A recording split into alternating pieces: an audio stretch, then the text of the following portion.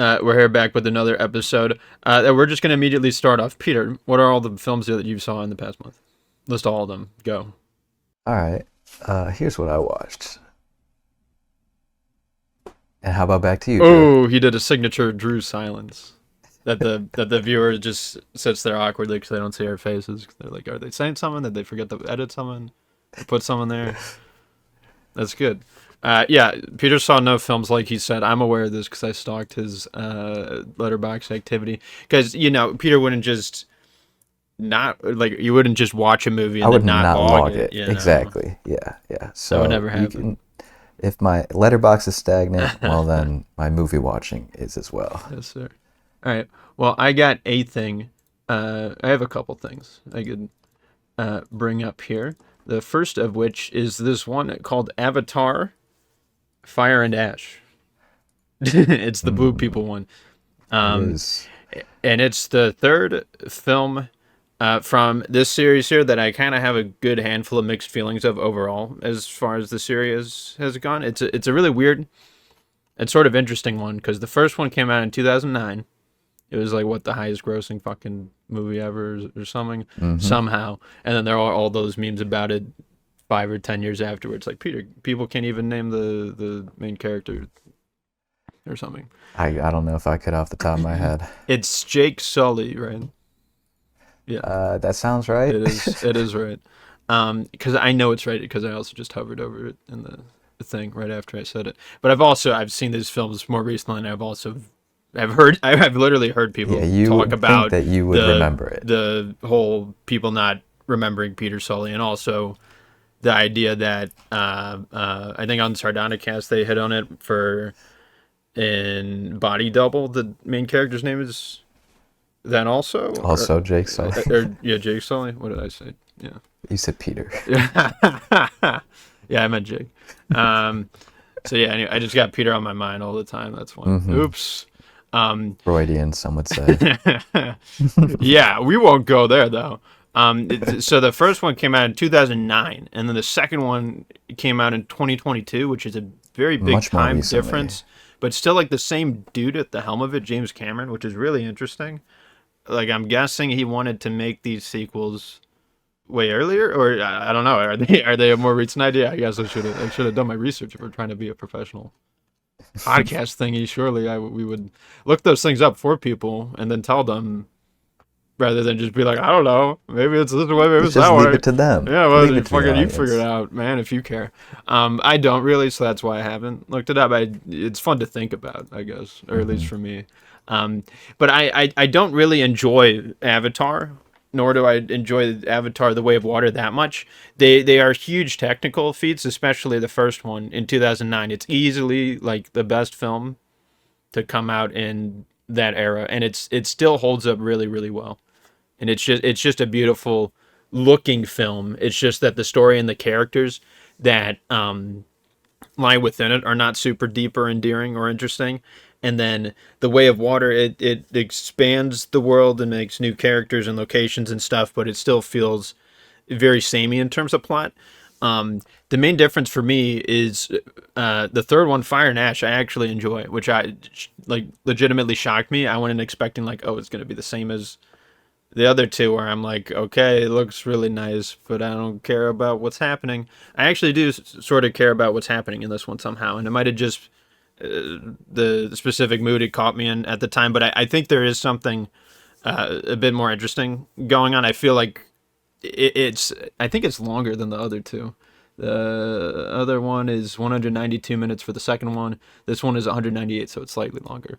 So it's a long movie, but I feel like the length is overall pretty justified because it feels like every character is given something to do. Every character has something sort of unique going on and has like a sort of different perspective at play. I'm not going to pretend that it's like a perfect movie or anything. But it does have the awesome visuals of the first two alongside an actual plot and story that I actually sort of enjoy, and like the new sort of group of blue people sort of are interesting and fun, even though there's only like one main one. But there's still a lot of great moments and epic fun for the, I don't know, I guess for the family to have. They sort of like do like drugs, sort of. It's like alien drugs though, so it's cool. So yeah, I don't know. It resonated with me in a way somehow that the first two were not, and it still sort of shocks me, I guess. But like in a cool. Because I don't know if that's popular opinion. I think this might be one of your more contrarian opinions, I guess, because I feel like I've heard reviewers kind of say it's gotten worse with each release. Sure, I'd assume that's a common, position to hold with films and stories in general, because that is the trend. Also true. For these sorts of things. Did you have any hot, amazing, interesting feelings about like the first two? Because have you seen this one? I still haven't watched the second one. Oh, really? The first one I watched once way back when it first released, and it was okay. No, yeah. It didn't really wow me. I didn't really get that invested in the world, and so it never really kind of grabbed me to check out the second one when it released. And then I honestly kind of forgot that the third one came out. I guess it was just last year. It was. No, yeah. They kind of blended together because it has been so long since the first one. And then it was just 3 years between the second and the third one. Really soon. And then I guess it's going to be in a 2 years. If it's every 3 years, then it'll be 2 years until the whatever the hell the next one is. The fucking lightning or something. Avatar 4. 4 out of 5? Is that what it's called? 5 sounds right, or 6. But 5, that would be my guess. But again, don't take it from us. We're merely speculating. You could look it up for yourselves, because we'll let the viewer do the heavy lifting, I guess. It's an interactive podcast. You get to do our research. Yeah. It feels like we're almost missing out on James Cameron's what he could be doing instead of yeah, exactly. Avatar. Like, he's locked himself in for this Avatar shit for almost a decade. Yeah. And obviously much longer if you're including the first one. And like, man, he's got bangers. And it feels like, I mean, he can do whatever he wants. Oh, obviously. He's pretty old now, isn't he? And so he was born in 1954, so he's pretty old.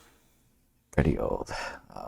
So if it's a passion project and he really believes in this, and this is how he can kind of get people to care about conservation efforts, and also about, being the cutting edge of computer graphics and effects in movies, then go ahead, I guess. No, yeah. But it does make you, wonder what could have been. The alternate timeline. Yeah. No, yeah. I had a lot of fun with Fire and Ash. I would imagine on rewatch I would either feel the same or go down slightly, maybe. But I don't know. I'd say I'd say like even obviously the first one is worth checking out because it's such a historical fucking thing of a movie. Even if you don't vibe with it, at least you could say that you've seen the film, and then you know that the character's name is Jake Sully and not Peter Sully. And if you do enjoy it, you could pursue the sequels. And again, I don't expect people to have my thing where it's like, I don't care that much about the first one, I don't care that much about the second one. Oh, but the third one, that one was nice, or whatever. So, all right, I have another one for us here. This one's an epic one. It's called 50 Shades Darker. This is it's also in a trilogy. This one's the second one though. And yeah, it's, I mean, people know about the whole 50 Shades of Grey stuff. I mean, remind me, is this the one where it was Twilight fan fiction originally? Yep. Yeah, so that's interesting. And it really says a lot about the story at play of this film, the fact that it's fan fiction, because it just fucking feels like that. I'm sure, I don't know if you've seen these films, or God forbid, Peter, you've read the books. But I would imagine it would remind you of that one, what's it, the Rey and fucking, the Star Wars. The Reylo or the even fanfic. Fucking, Hermione Malfoy one. You've read a lot of... Probably more akin to that. Yeah. Yeah, it's really interesting how that's just... I mean, I don't know, do I summarize business. it as like women People literature? love fanfic. Yeah. No, it's fun. Or it can be.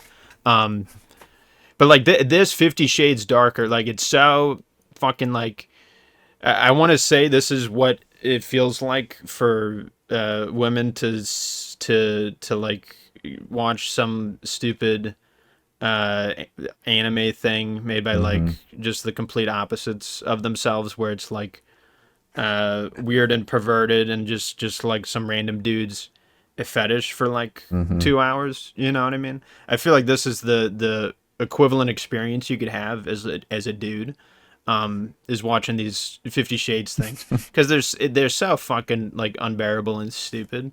And it's Dakota Johnson at the lead actress, and she's like doing this fucking voice the whole time. Like I'm not convinced that she's a good or decent actress at all. I mean, I guess I've never really seen her. First of all, I've never really seen her in a good movie. Like, I'm looking at her stuff right now. She Social has a Network. credit in, but like I don't even remember her in that. I don't remember her in that either. She had a more minor role, I think. Suspiria, I guess.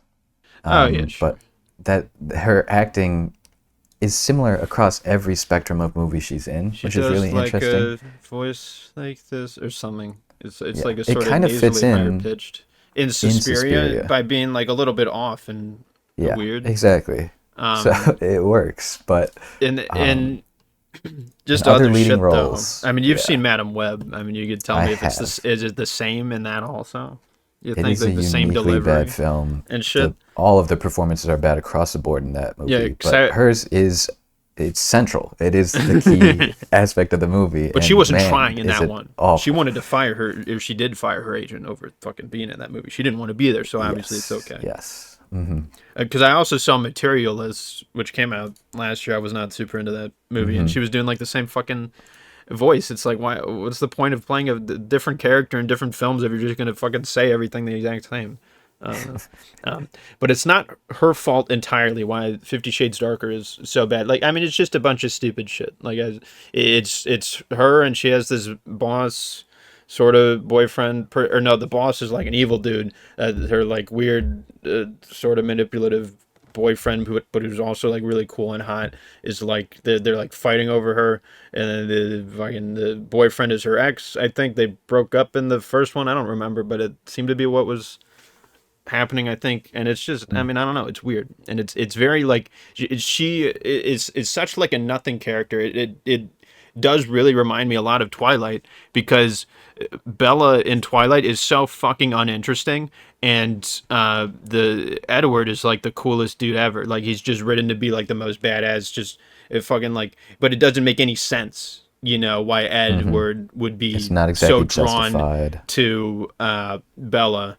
But I think in the Twilight story, you at least have like the fucking like the authors There's maybe aware of that, so it's like, oh, there. it's the blood of her or some bullshit.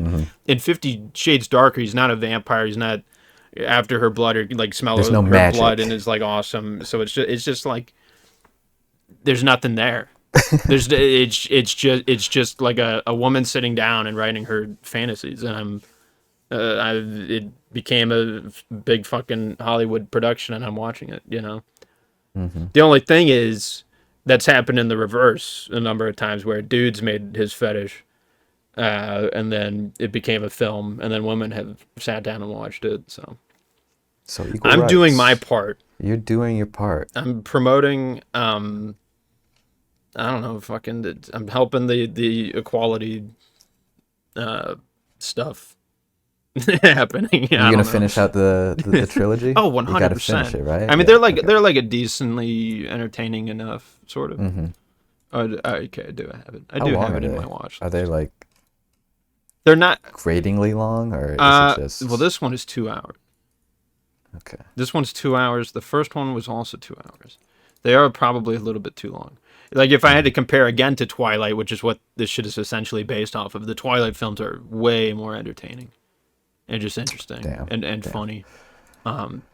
This had a couple moments, I feel like, that made me laugh, but I cannot recall off the top of my head. It's just not as iconic as the Twilight films. No, Twilight is so. I want to like they're so iconic and interesting and fun that I actually want to rewatch them. You know what Yeah, I mean? I can see Even though I myself don't, rewatching them, no doubt. even though I don't like them, like I probably will see them again. Have you ever watched It's a those? spectacle. I watched them Ooh, all. we could do like a Fast and Furious, go through them Oh, all. okay. That could be fun. Even though Man. those have also been memed to death, but like Yeah. it's so fun and it's I- so easy.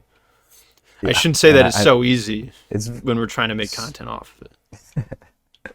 they are fun to talk about though. That's the thing. 100%. There's a lot of interesting things that It's happen. art.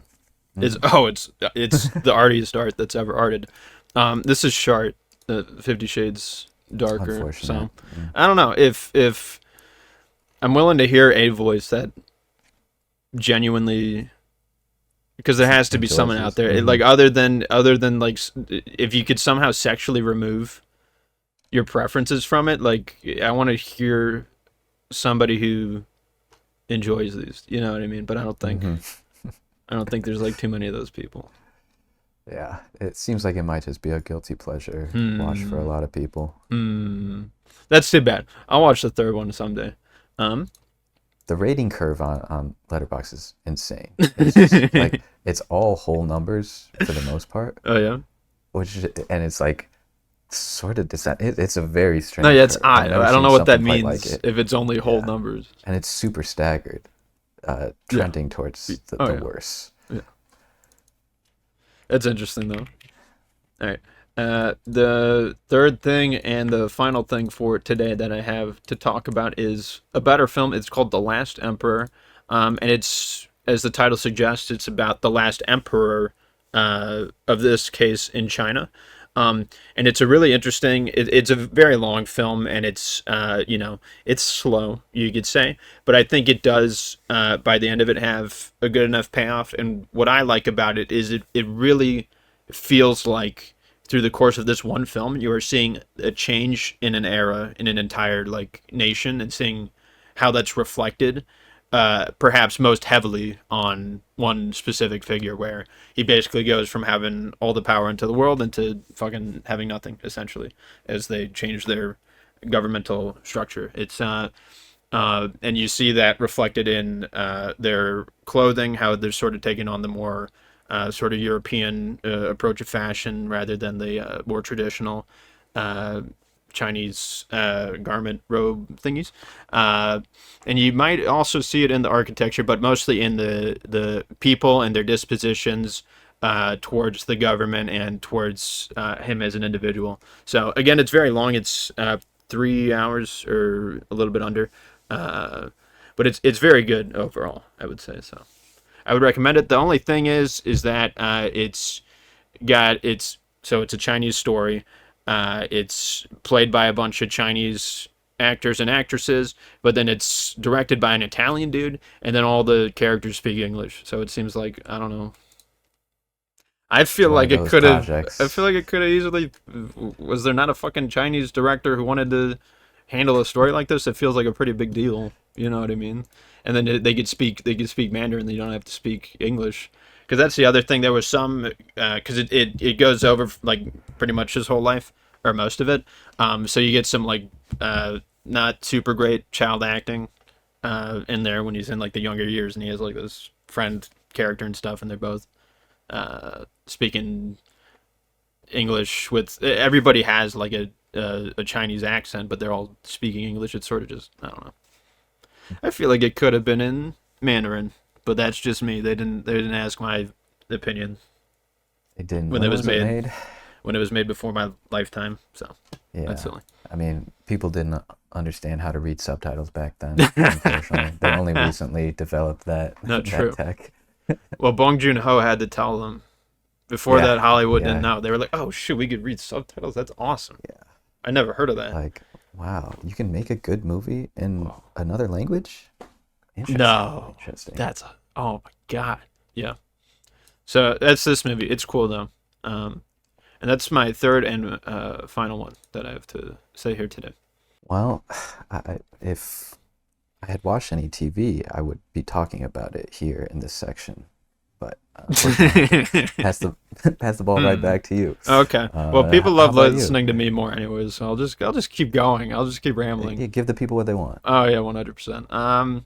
So I forgot to mention something last time, which was that I finished Seinfeld. Again, I have to specify I did not watch this in the past month. It was actually from the month before. I know everybody's keeping track and personal record of whenever we do shit, and it's trying to tally up like how little of a life we actually live, and trying to like focus in on that. This I saw last month. Okay, it's in the 2 months ago category rather than the previous one, just so people are best informed. But anyways, I finished Seinfeld, and the I did not, I think, initially notice the, what is his name, Larry David. I always get the Larrys confused because there's Larry King, Larry Bird, Larry David. They're all very different people, you know. But I think Larry David is the Seinfeld dude. I think he.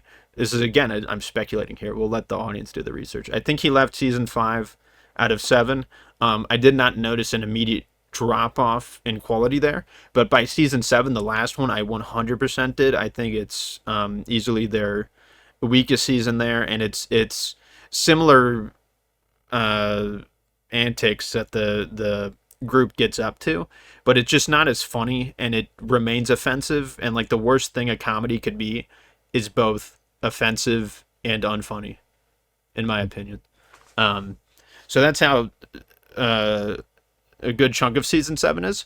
However, the last episode is really interesting to me. It was something that was not liked by people watching it at the time, and I completely understand, because when you watch a sitcom, you want the funny stuff happening, and then maybe you want some emotional thingies happening, right? Like when I think of sitcom endings that people like, I think of like Friends or The Office or Parks and Rec or something. Or I don't know about The Office because it had a couple last seasons that weren't as good, but maybe the people like the last episode, maybe. But at least Friends, where it's the idea that the final episode, it's trying to encapsulate or trying to conclude a bunch of things going on. It's trying to, if characters were potentially romantically paired up, all of those things have been happening. People are, you know, moving away or starting a new lifestyle or something. They're saying goodbye to one another. It's like sort of an emotional ending to like a long ride of television. That's probably how most people want these types of shows ending. Seinfeld was never one to dip too far into like the emotional angle of it. So the last episode, it takes a really, really interesting stance, and it's basically they get like arrested for like a very minor made up crime, and then all of the characters that they've wronged in the past episodes and the past seasons and stuff, like go up in court and just say like how shitty the 4 of them are to all of them, and they end up getting like put in prison, and the show just ends with them like saying their antics or whatever to one another in like a prison cell. And I thought it was really cool and interesting. Like that's just the way it decides to end it. Like, oh, they go to prison over something stupid and they don't really care that much, you know. But I understand people at the time are like, it's bogus. It should have been like, what should it have been instead? There's a million different things I'm sure that we could come up with. But what do you want fucking Jerry and Elaine to get married or something? Do you want like George to get like promoted at the fucking baseball thing, and fucking Kramer becomes the landlord? I don't know. Like, what the fuck? What do you want? They go to prison. It's funny, sort of, and it's interesting. And it's interesting to see. You get all through the court. You get all the people coming back and just shitting on them. So you get like the sort of wheel of memories and whatnot. So I don't know. I thought it was the most interesting and perhaps my favorite episode of the season. So not that that's a high bar, because again the season wasn't as good. But I was entertained by it. So take that, boomers or whoever, Gen Xers who saw it at the time and didn't like it. They have the wrong take. But yeah, that's pretty much all I have to say about that. It's you know, it's a good funny show. Sometimes just the last season's lacking.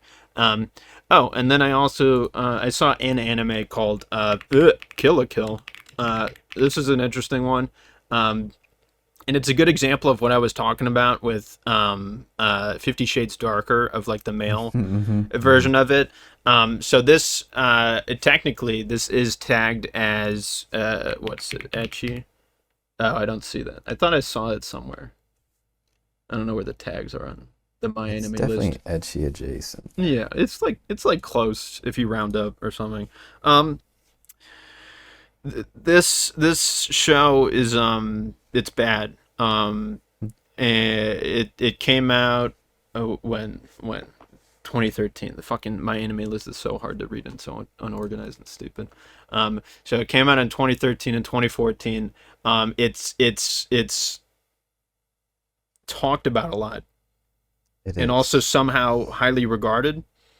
It has an 8.03 on My Anime list, which is very high. That's pretty damn high. Um, and it sucks. There's aspect of it that I sort of like a little bit. Essentially, the premise is like a revenge story where there's this girl and her dad gets murdered, and there's like a pair of scissors that the dad made, and that's like a really cool pair of scissors, and the dad gets stabbed by it by the killer, and then the pair of scissors becomes two individual scissors like Yeah, I separated. don't There's know. one scissor and then there's another scissor, and they're like separated. So she takes the one scissor to use as a weapon, and then she's trying to find the killer who's wielding the other scissor, and she's trying to find that person and kill them for like revenge. And they live in a sort of dystopian society thing where everybody's like poor as fuck, and then the ruling class is like the high school or something, or like the Of class course. president is like Yeah. like the king of the city, but then she also has a mother who's like the king of the country or something. I don't know. It's not really clear with that stuff, nor does it matter a whole lot because it decides to emphasize its time on fucking anime titties flopping around and people being nude or mostly nude very often, and just like anime jiggle physics off the wazoo, despite what like the art style may indicate. It's a very overly horny mess of just like shit happening. Like by the third episode, she's fighting what appears to be the sort of main villain. Like the main character is fighting the class president, who may or may not be the killer or whatever. And it's like a decent episode and stuff. And I think that's the third episode. And then immediately after, the fourth episode is literally just a bunch of bullshit happening. It's like them, it's they're trying to get to school, and like there's an obstacle course because the fucking like there's the class president is the ruler of the city or whatever. She's got the four in the school fucking like whatever club president people who are like it's like a fucking Yeah, student council. yeah, the student council. They're like the fucking like generals or whatever in like this military thingy. So they're like trying to make her not go to school, and it's just fucking, it's so stupid. It's just a bunch of characters yelling and clothes being thrown off of people, and it just fucking sucks, you know. And the second half is a little bit better because it gets a little bit more focused, but like the horniness and over sexualization of underage high school girls never goes away. It's always there. And like the other thing is there's too many pervert characters in this show. So like so think about One Piece, for instance. You got Sanji, who's a pervert character. I can recall maybe a couple of times his pervertness was maybe a little bit funny, but then for every single time I found it funny, there was maybe 5 times where I did not. You know what I mean? And that's one character. And then you introduce Brooke, who, you know, I love Brooke. He's got probably my favorite backstory out of the main group of dudes.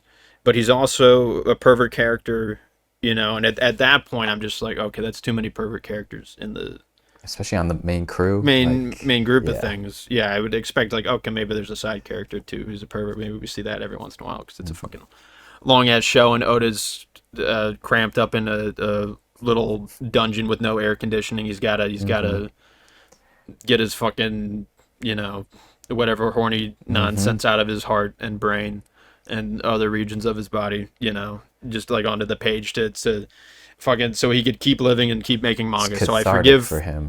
yeah, I forgive certain aspects of that stuff because there's so much else going on. But in this story, where it's literally the only fucking thing happening most of the time, it's like, okay, come on, bro. So there's too many pervert characters in this. Like she gets this best friend at school, and then her brother, her father, and her fucking dog are all like perverting all over the fucking place for her when she's like getting changed or like in the bath. They're like trying to watch her and shit. It's just so like, why is this happening?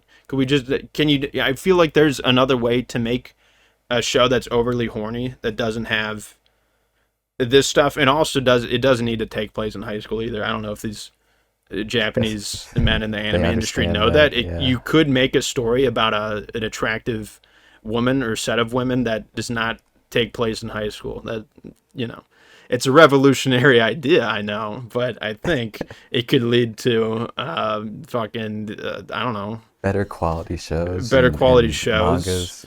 It'll make me happier, and I'm sure it'll make even them happier, because it'll open up like a whole range of like ages for women for them to enjoy and like looking at and shit and like making them up, because it's like, oh, you can only have the age range from 15 to 17. No, it could be actually from 18 to fucking 100 billion, Wow. Yeah, it's I actually don't think about that. It's actually pretty damn cool, but they never decide to do that.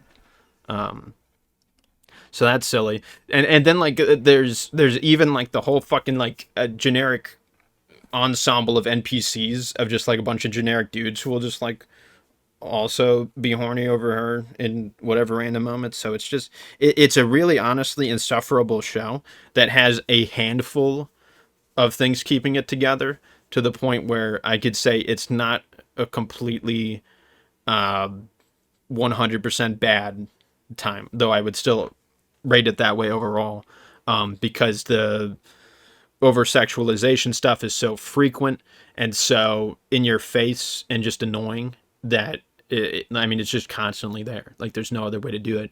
And I just genuinely do not understand how this show has an 8 out of 10 average rating. Fucking, like, we just looked at 50 Shades Darker that has a 2 out of 5. That's a 4 out of 10. That's half the rating of this.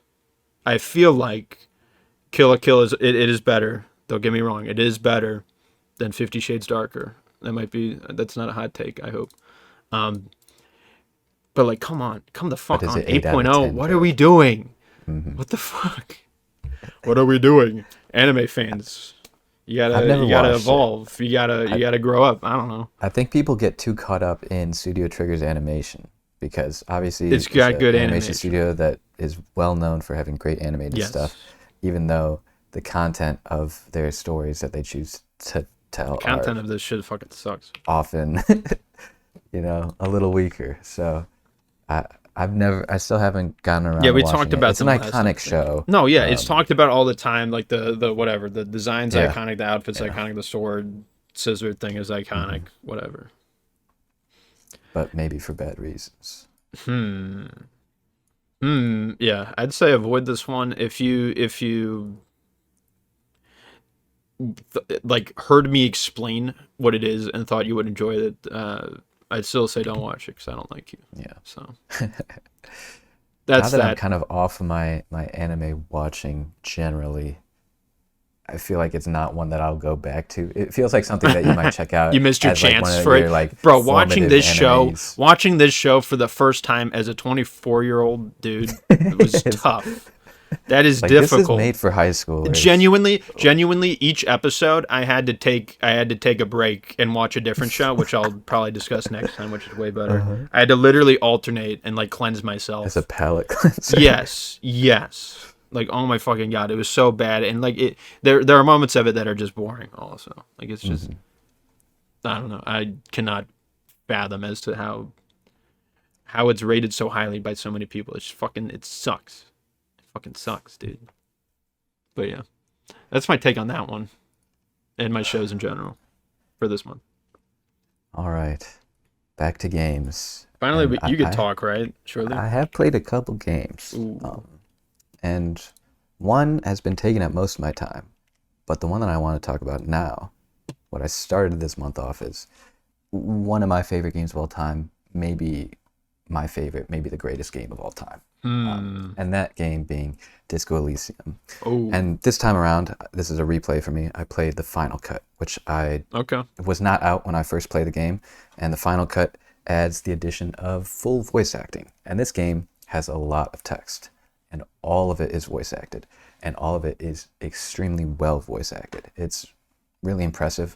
I loved the game when it first came out, and I just read like millions of words of text without voice acting. But with it, it's definitely a much more engaging and enjoyable experience, which is impressive because I thought the game without it was a masterpiece. And with it, it's just great. Just even more great, honestly. But in general, this game is just the best RPG I think ever made. And that's in due large part to the writing. This is just the best writing in any game I've played. Incredibly like deep and sharp and literary. It really reads like a good book, like really interesting prose and super nuanced topics of conversation. And then this is just writing on top of a really intricate RPG system that is maybe my favorite in any game. The only other game I could compare it to is Baldur's Gate 3, which is another maybe top RPG of all time. Yeah. And it's just the incredible detail of how they take your interactions and your choices that you make throughout the game and use that in interesting ways, engaging callbacks, really impressive tracking with the history of your choices and how that helps flesh out the character that you're trying to roleplay. There's a lot of RPGs nowadays that really are very light on the RPG elements, and this game is heavily focused on the role-playing aspect of it. Really, it's, the basic idea is you're a really chaotic disaster cop who is trying to investigate a murder in a town that is a bit of a post-war ruin, and it's just an insane setting, but the characters, the writing, the overall story is so sharp, so incredibly paced. It's just an absolute joy to piece together and explore this world as this cop, and kind of, because it starts with the benefit of an amnesiac character, you get to very clearly be the self-insert and kind of feel out how you want to create your own character. And I've played it multiple times now, and it's really, really fun. Like, the different paths that you can take are all equally as interesting and just as well written. There's really no bad path you can take. It's been said about this game a lot that it helps kind of make failure interesting. Like a lot of role-playing games, there are dice at play, random rolls that will decide if you succeed in any kind of attempt at doing something, whether that be busting a lockdown or interrogating someone about a suspect. And so the dice are rolling constantly. You have multiple different checks that you can take, those being white checks, which can be retried if you're able to get a benefit to the stat, or if you uncover additional information that can make your odds of succeeding a little greater. Or there are red checks, which can only be attempted once. So you can sort of play around with that, and the game is designed so that even if you fail a red check, there are ways of getting around a system. Sometimes the failure is actually more rewarding than if you had succeeded the roll, based on contextual information in the game. It's just really well balanced and designed so that you are never missing anything, no matter if you're not blatantly succeeding on a roll. And that is just super satisfying. It makes it really easy to kind of get lost in this game and not be so caught up on trying to min-max everything. I find myself really often getting lost in the weeds sometimes about trying to make sure I get the most optimal choices in any role-playing game, and make sure I get the best outcome, the best ending. But this game is really special because it helps me kind of avoid that and not get lost in my head and just engage with this world and the writing on such a base level. And it really is just so immersive. The soundtrack in this game is incredible. I think it's by a band called British Sea Power. I think they go by Sea Power now, but I've been a fan of their music ever since I first played this game, and I've definitely gone back to their older albums, and it's such a fitting tone to this world that's created. I love the world building elements of this game. The writing is so good across everything, and it lets you engage with the world and uncover things about it at your own pace, by talking to people, by reading things in the world, and by just really kind of feeling it out and engaging with it. So it's very rewarding like that. It has that same kind of touch to a world that I get out of like a Dark Souls or a Elden Ring, that kind of old, almost ruined civilization that is like trending towards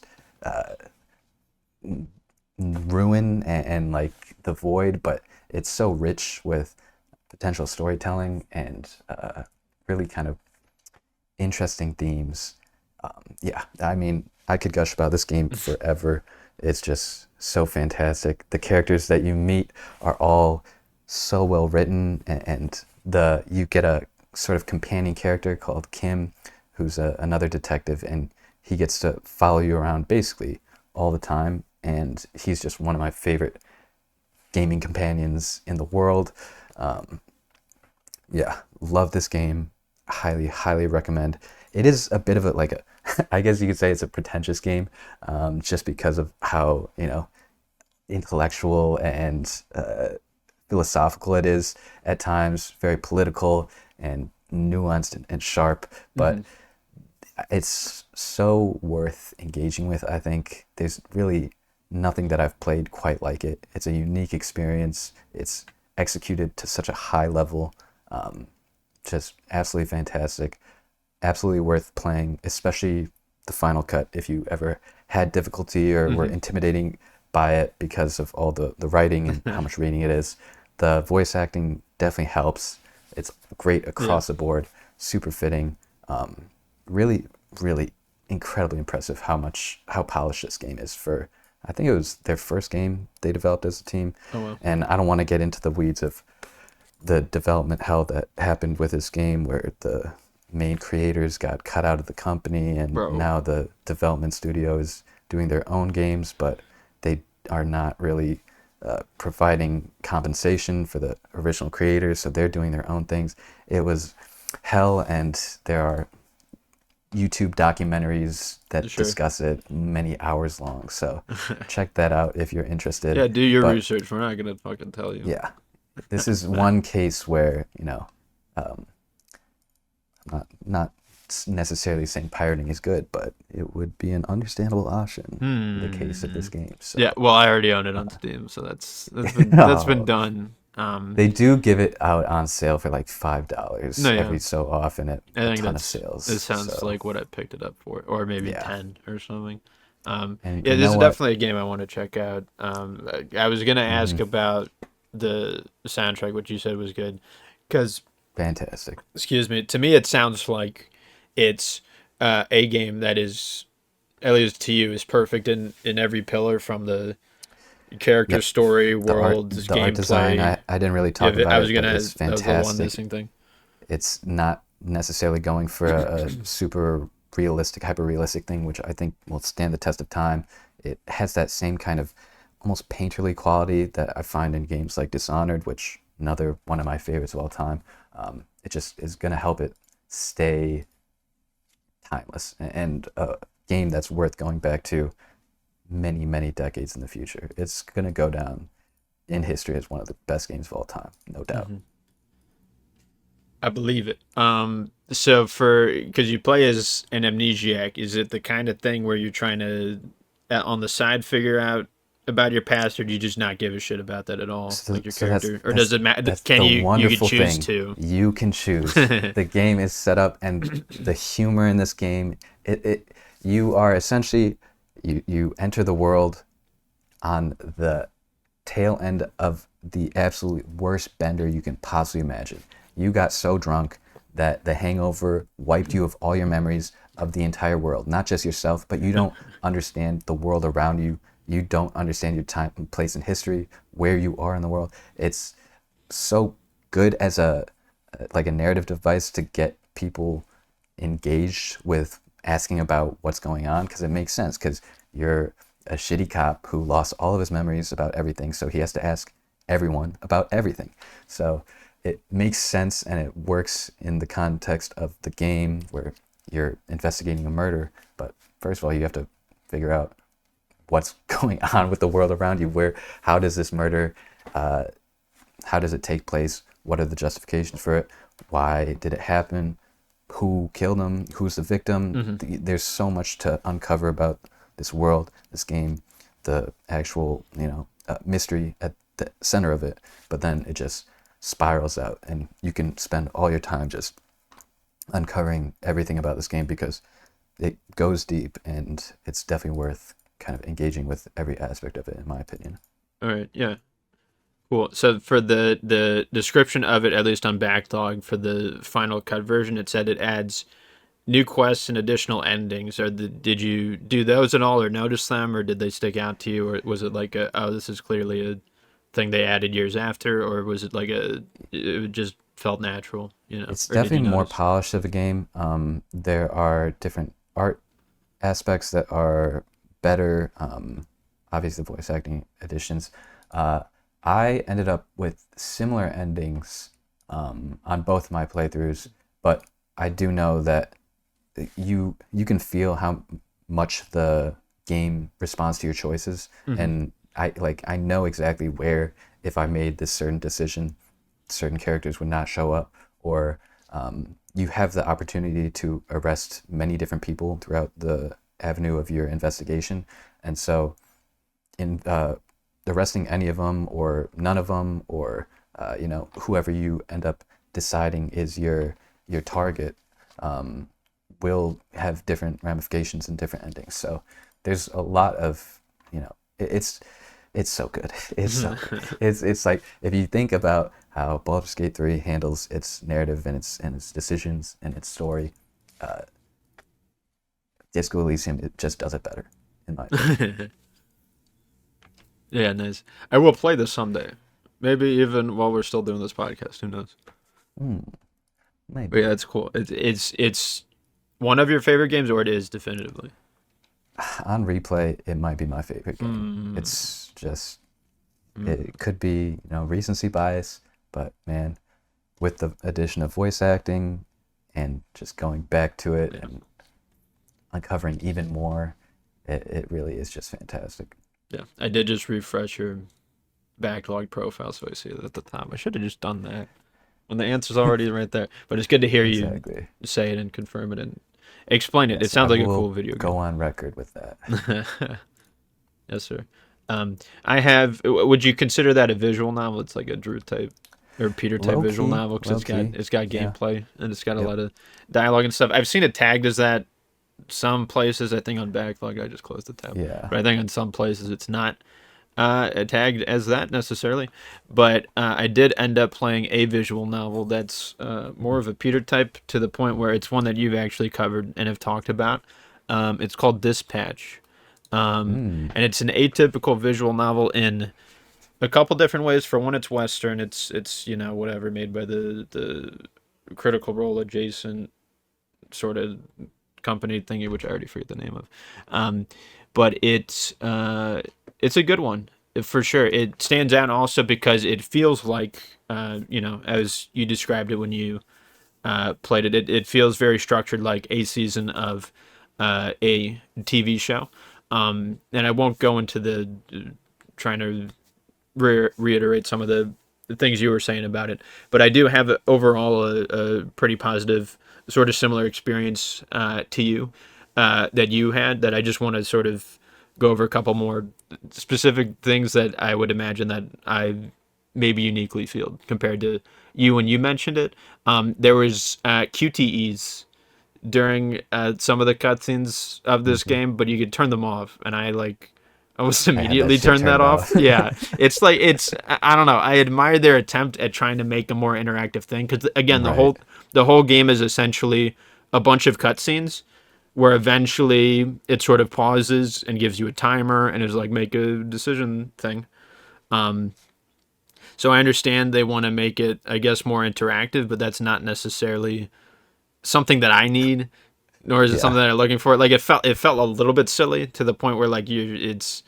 I think I stopped. Okay, so the first scene is like you're fighting. I think he's fighting a villain dude in like Hmm. the mech suit, Hmm. and it makes sense that there's QTs there, I guess, because you're like punching him or whatever. But then like after that, it's like the next day or it jumps way into the future or whatever, and he's just like zipping up his fucking coat or suit or whatever, and you Hmm. have to do the zipper for it. I'm like, I don't Yeah, know if or I just need to do like this. picking up a I don't know if I need bottle or this. anything. Yeah. Like they See, I turned those already off. I'm glad you feel the same yeah, because it's they like, I don't already know. intersplice gameplay sections very explicitly Yes, when you get to the dispatching section. So yes, the QTEs are only for like the the very, cutscenes. cinematic cutscenes that you're going to be Hmm. watching. And because of the framing of it as a show, you have your episodes of the game which are essentially, just episodes of a show, really. Adding the QTE just No, yeah. seemed unnecessary. It Didn't sort of really breaks add the anything, flow of and things, and it yeah, like I don't know. It was like distracting a little bit. especially because it's gonna play out one way. QTs are only If ever can gonna you play fail out one them? way. You can fail them, and so I Does it guess actually show it lets different? you. Does it just rewind you, or does it show like failed scenes where like you fail to punch Sometimes the it guy will and he show kills you. you? Sometimes it That's will something. show like failed scenes, or like you'll actually get like an end, like a consequence, like oh, you have to like reset. But for the most part, it just will continue on with like a minor difference in Okay. the animation. Well, it's something, I guess, that I'm sure the normies loved. I don't know. But I I, think most people did play with it, honestly. yeah, yeah, it's a thing. They included the turn off option for a Hmm. reason, but I don't know. I admired their attempt at trying Hmm. to, I don't know, make the cutscenes more interactive, even though it's kind of unnecessary. Yeah. But as for the actual dispatch gameplay sections, I do enjoy those. They're overall quite simple. But I did find them to be engaging in at least some way. Obviously, if that was the only part of the game, there would be, I feel like, something missing. But I feel like that uh, the actual gameplay of it and the story of it, they complement each other quite well. So you get like maybe, I don't know, 30 minutes of one, 30 minutes of the other, maybe more like 40 or something. Um, I'm trying to remember in my head. Um, the As far as the writing goes, it's good overall. It's just that there's like occasional instances of like millennial writing. I don't know how else to describe it. Where like Hmm. Hmm. the exact phrasing of something, or maybe they're quoting memes. I don't remember. I didn't write anything down, anything specific. I mean, any quotes that would have been useful for me right now to pull. So I just have to say, you just have to take my word that Hmm. Yeah, some of sometimes the a character jokes said don't something and it's kind of land. like, okay, yeah, whatever. It's like sometimes it's like overly crass, and like it's okay. Yeah. But No, yeah. None of those times was like, I'm fucking putting this game down and I hate you writers, people. Is it Ad Hoc Studios? That sounds right. yeah, that's the new development I just studio remembered it. offshoot of Telltale. Oh, okay. Yeah, that's these guys. Anyways, they do millennial writing on occasion, which is silly. There's also the voice acting overall is quite solid. They end up getting this dude, Moist Critical, who his YouTube name is Penguins with a Z zero, and he has a distinct voice, and he voices a character in this game, and it's very distracting. He doesn't do like an excellent job. I don't know. I guess it's okay, Yeah. but like it's just hard to engage with that character. I'm sure a lot of people actually like that character more Hmm. because he was voiced by Critical and he's a very well liked YouTuber. But for me, when I'm trying to like I'm able to separate myself in the things that I'm witnessing or taking part in away from who necessarily is involved with it, but the at least in terms of like my emotional connection to the character, and I like him because I like the YouTuber. I don't necessarily, I mean, I don't really watch his videos. I watched his he did like a podcast which he is not in anymore, but I watched that, so that's really all I know him from. But like the actual character of his voice acting, I found distracting, of just him being in it, and it's like, I don't know. It was okay. It was whatever. It wasn't the greatest thing ever, but not the biggest deal. But for me, what is a big deal is that in a way, another thing that separates this game away from other visual novels is that it fails at a very major and important step in them, where for these visual novels, a lot of them will have you take like different options over the course of it, which will have different consequences and lead to potentially different endings. And to me, a big part of that is doing it one way, blind, and then I'm like, okay, well, I enjoyed that to the point where I want to go back and I want to experience the rest of the game that it has to offer. And the way that these visual novels let you do that is either let you fast forward or skip through the cutscenes and through the text boxes that you've already seen, so that you could just get to the new points that you have yet to see, and you can know, based on the context of where you've skipped to, what has happened up to that point, and you just from there make the other decision, then keep going, see where that leads, and whatnot. And so that's how pretty much every visual novel that I've ever played has operated. But for some fucking reason, there's no fast forward option, there's no skip. So like I sat down to 100% because I'm like, I want to see the, whatever other cutscenes that I missed out on. And so I sat down for like 5 fucking minutes. I'm like, I cannot do this. I literally just just watch all of these scenes, all of these moments. I cannot do it again right now. The game is going to be the same. And yes. I did it because my god, the first playthrough is. I was going to ask if you did it or like got a mod for fast forwarding, because I think I saw that existed, but no, yeah, I just kind of I sat through it because I like the characters and I like the world and I want to see the difference. Yeah. But it absolutely hindered my experience, especially on the replay. I felt similarly to Fury, what I talked about last week, where it's like, okay, I'm doing this again. I'm going through the game again. I've already played it. These games are meant to be replayed. And yes. If the game is meant to be replayed, there should be allowances for the player to make it more accessible, especially on a replay where, I mean, I don't know. Because you are right. It's a very well-developed thing in web novels. It's a staple. It's in RPGs fucking all of them. Like every single one that I've brought up and that even you've brought up, it's in Steins Gate, right? Yep. But not here. Maybe because there's like too many decisions. Because sometimes you get a third decision. They could surely fast forward. There's no way. Skip to that. There has to be a way to be able to fucking do it. Because like the thing is, like from that perspective, it's awkward, because it's not like other ones where they're text box based and maybe there's voice acting, but it's text boxes and you determine the pace it goes, versus this where it's like a show and it's it's just moving along. It doesn't care if you're paying attention or not.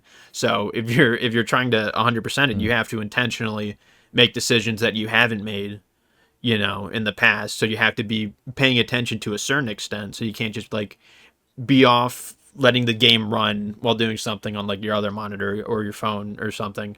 You have to be paying at least like half attention to the point where, the choice is coming up and I have to know which thing to do, because when you get the choice box selection to come up, you have maybe 5 seconds to do it. So again, if you're 100%ing it, you better know which thing you need to be doing at which time. So you still need to like, it's just like annoying. You need to be paying some amount of attention, but you don't really want to because you just experienced it. I mean, it's one thing if you give it a year or two and then you come back and you want to re-experience the story in its entirety anyways. Like that's one thing, but I don't know. That's just not my approach to them. No, yeah, like Yeah. it's in literally every other fucking visual novel, at least that I've Yeah. played. So, None of the Telltale games do this, and I guess it's because they oh maybe really, don't market themselves as visual novels. bro? Although this one specifically is much more of a visual novel than any of the previous Telltale games that Hmm.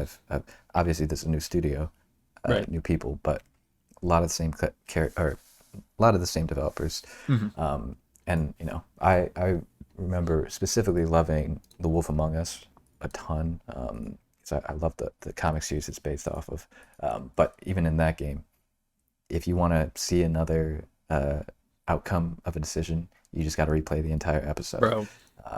Which At least this has a chapter why? select, but I mean, yeah, it's still just like you're Mhm. going through the whole fucking thing again. Like It's just silly. in Telltale's games, yeah, I understand different developers now, but it felt almost more like games, like as opposed to episodes. The interactivity and the QTEs were a little more uh, integral to the game, and it was just more modeled. Like you could actually walk around in the environments Hmm. and interact with things. But yeah, they definitely toned down on that, went more cinematic, much more of a mainstream appeal, I would say, with all the celebrity actors and you know huge kind of collaboration with Critical Role, which already has a huge audience. So Hmm.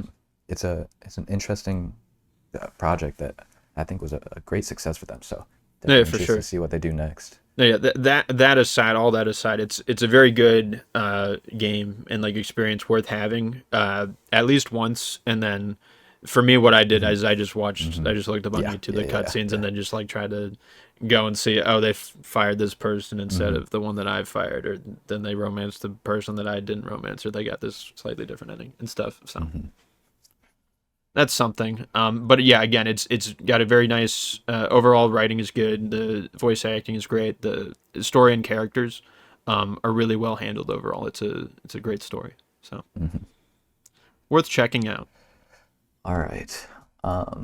Game, the other game that I've been playing. Hmm. It's a big game. Hmm.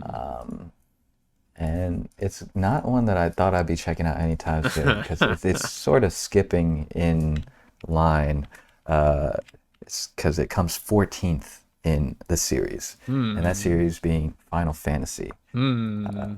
Started playing Final Fantasy 14 Oh my online god. with some friends, Wow. and I have a decent amount to say about it, considering I've probably put like 100, 200 hours in it Mm-hmm. maybe, Mm-hmm. which honestly that's a drop in the bucket. I know people, it sounds crazy, but 100 hours will get you maybe if you're really pushing it and playing like quickly through the story and like the updates, it'll get you through the first update. 100 hours will get you to the point where it gets good. Kind of, no, but the game is an MMORPG, which is, Oh my god. it's a loaded term. It's a loaded genre.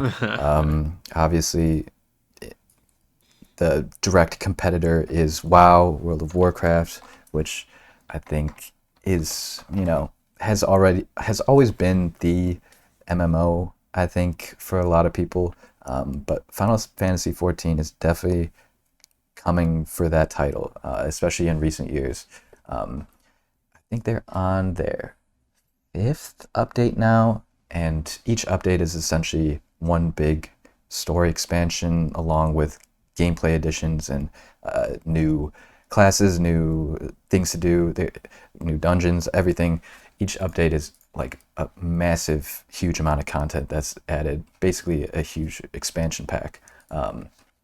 And like I said, have only made it through 2.0, which is A Realm Reborn, which is the first kind of re-release of the game after Yeah. 1.0, where the 1.0 release of this game was famously not very good, kind of unbalanced, not a great game to play Was it in general. unoptimized, like it was laggy or something, or I forget what the I major think there complaints may were? have been some connection issues. Just generally not a super polished game coming from Square Enix, and they took that development time and came back with update 2.0 called A Realm Reborn. And this is where the game kind of took off much bigger and a lot more people started playing it. Like I said, I think they're on update like 5. Yeah, Evercold is coming out next it looks like it's 6. year, which is 6. So they're in the process of releasing the 6th update. And like I said, I got through the first update, essentially, and that took 100 hours, which is intimidating. And this game is intimidating, partly due to the length and just the amount of systems, which is, a thing for every MMORPG, really. The genre itself is just full of a ton of gameplay systems spread across a wide variety of gaming conventions. They kind of try and offer you everything in the kitchen sink in order to just get you invested and sort of, it feels bad to say, but to pad out your progression. These games are often free to play or have a free to play trial or have ways of getting gamers interested in the game for free. And then they are, you know, I don't want to throw shade, but they are predatorily designed in order to get you to buy either a subscription or to purchase an expansion pack or some sort of or they have like multiple access. tiers of subscriptions. You know exactly. what I mean? This one has that notorious copy pasta of like the free trial and how, because people who play this game often are going to try to recruit their friends to do it. So it's like this whole, oh, you get all this for free for 30 days. The award-winning game is it's impressive because of how big the community is. Like, it's a very successful game. It's one of the largest communities I've ever played with or in as a game. Very alive and well realized. With games like MMORPGs, it really does feel like it's an entirely new world you can inhabit. For a lot of people, it's like they clock in after their job and it's their second job. Life. It is another life. It's like a VR chat room, other chat rooms. It has that same kind of experience with the social aspect of it. But in addition to that, it has, thousands of hours of missions, a ton of dungeons, huge amounts of glamours and cosmetics. There's just an insane amount of things in this game. It really is just an ocean of content. And it's, some of that content is definitely deeper than others. I really enjoyed the combat, honestly. I like the progression systems, and the different classes are pretty fun to play. I like the kind of... First of all, it's called job, not class. And also, which job did you start with? I started with the tank. I started with warrior. Marauder. Okay. And nice. I usually like playing tanks in MMOs just because, most people are going to play a DPS. So if you're a tank or a support... I don't want to play heal. I'm on that exact same boat where I don't want to play DPS because that's what everybody does, but I don't want to play healer because that's like a bunch of pressure or whatever, so I'll play tanks. It's like a little mix of both. And it feels good in this game. I've played a couple of the different tank jobs, and really, because the main thing I was doing when I was playing this game was just going through the story. I haven't had a huge amount of time to explore everything else. Right. And that's because there's so much content to check out that it would really take a year to get a good grasp and good a sense of progression on every system in the game, which is just insane. But in general, my opinion on the story is that it has a weak start, and I think most players will agree about that. It does get better, but it's definitely hindered by it being formatted as an MMORPG. The story, I think, is written well for the most part. The more higher produced cutscenes are pretty engaging. There's definitely limited voice acting. A lot of the game is just told through speech bubbles and stuff like that, right? Which I will say kind of hinders it to some Yeah, it's a extent. little bit awkward for especially. I don't know how especially the beginning. further expansions are, but yeah, definitely early on there's a lot of those, and it's like it's sort of awkward. They're Yeah. moving their mouths, but they're not saying words. Sort of The writing style of itself cutscenes. is good, and it does a good job of like creating distinct writing for each different character. So while you're reading it instead of listening to voice acting, it's pretty easy to imagine the voice that's coming out, especially because some of the more important characters will get voice acted cutscenes that you can kind of infer their voice when they are speaking. But overall, I think the beginning is a really tough sell just because of how Yes. monotonous and grindy the quest design is. There are just a million fetch quests you're going on at the beginning of the game. Yep. And, because of how MMORPGs are designed, the worlds that you inhabit are massive. And transportation through these massive open world areas are done by walking. Because mounts are, something that you have to unlock. Yeah, it's a progression and thing. you can unlock mounts free, and you'll be able to get a lot of them free.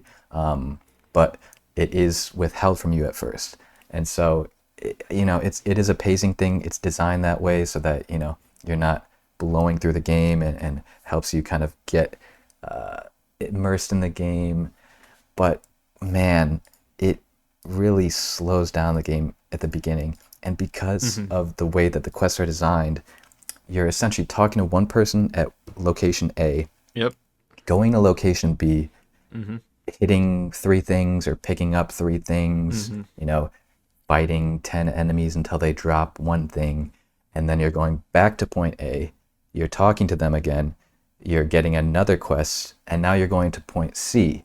And at point C, you're doing very similar things to point They B. give you a new quest. And then you come back to point... Yeah, it's just so much It's a running quest back chain, and forth. Yep. And a lot of that, you're just walking because you won't have a mount yet.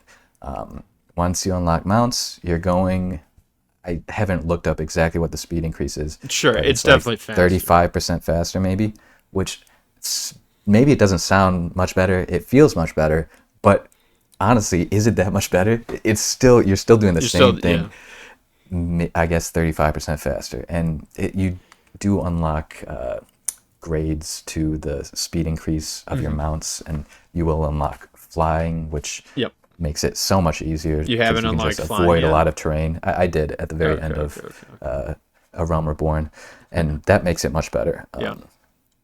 I am planning on sticking it out and going through the next update, going through, what is it, Heavensward, yeah. So I will stick with this game, but I think it has if to be it doesn't said that change within the beginning next 100 is hours in a major direction. Yeah. That's interesting. I think it did change. I had a good experience with it, Yeah. and the story, especially towards the end or the latter half of the narrative, is much better. It lets you get more invested. You actually get to meet the characters. Once you get to know the Scions of Light, it's way more engaging. Although there are still aspects of the quests that you're going to be doing a million fetch quests and, getting drop-fed lore very slowly.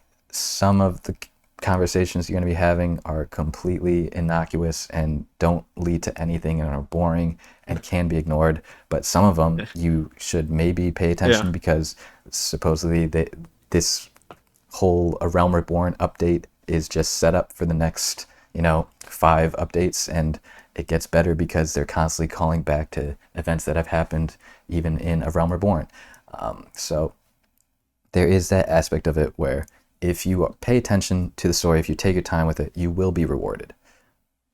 The problem is, you have to get 100 hours in order to be able to get through the setup, which you just have to know that going into it. And, I don't think, the diehard fans of this game are underselling it, or they're trying to hide that from people, but I think they are absolutely looking at this game through rose-colored lenses and kind of see, oh, dude, its game is peak. It gets so good.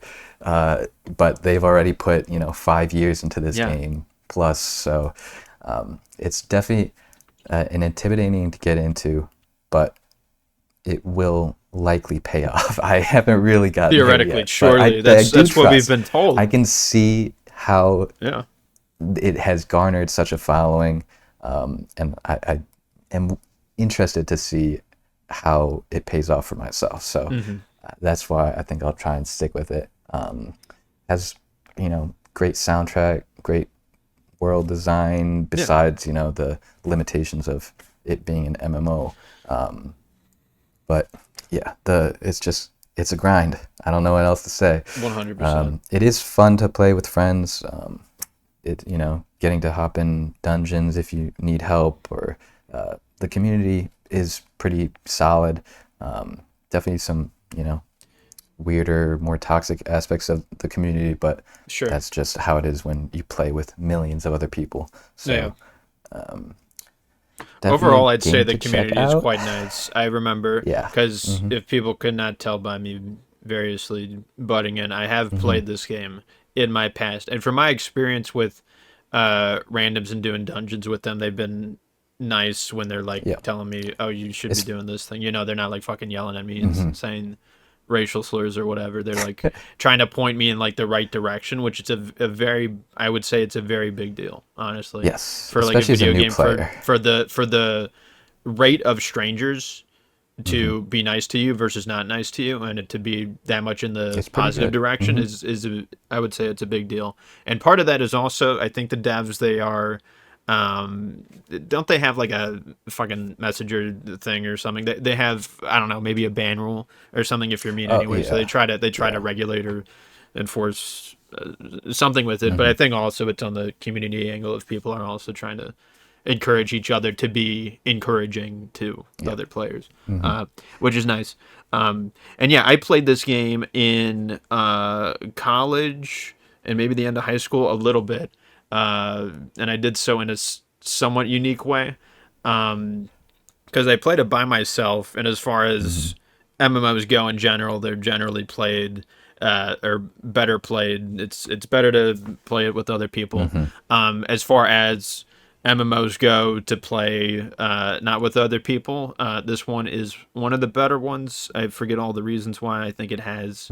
Isn't there some function where you could do the dungeons with like NPCs? Yeah, you can do dungeons with NPCs, which is what I did, honestly, because sometimes I didn't know how to do that. I don't think I kept queuing for I like figured that out like way after, and I also figured out that you can change the control scheme, which is fucked up. Like the default one is so stupid. It's amount like tank of menus in this game is the menus, just insane. It is that way with every MMO, but holy shit, is the first engagement with a game like this. I mean, it's very akin to a gacha game. Essentially, MMOs are just like Western gachas. There's like a billion different currencies. And a million currencies, a million menus, a million different inventories. I fucking hate the inventory system. Oh, yeah, how it's much annoying shit you're trying to pick up. It's so small. It's so small. And do you have to pay to expand it, or do you have to use the fucking hiring person to just store it? You have to use the hiring person, which you can't get on the free trial, so I can't use it. And I can't have access to the market board, so I can't buy or sell anything from other players, which means I can't access harder to get resources that aren't accessible in NPC vendors.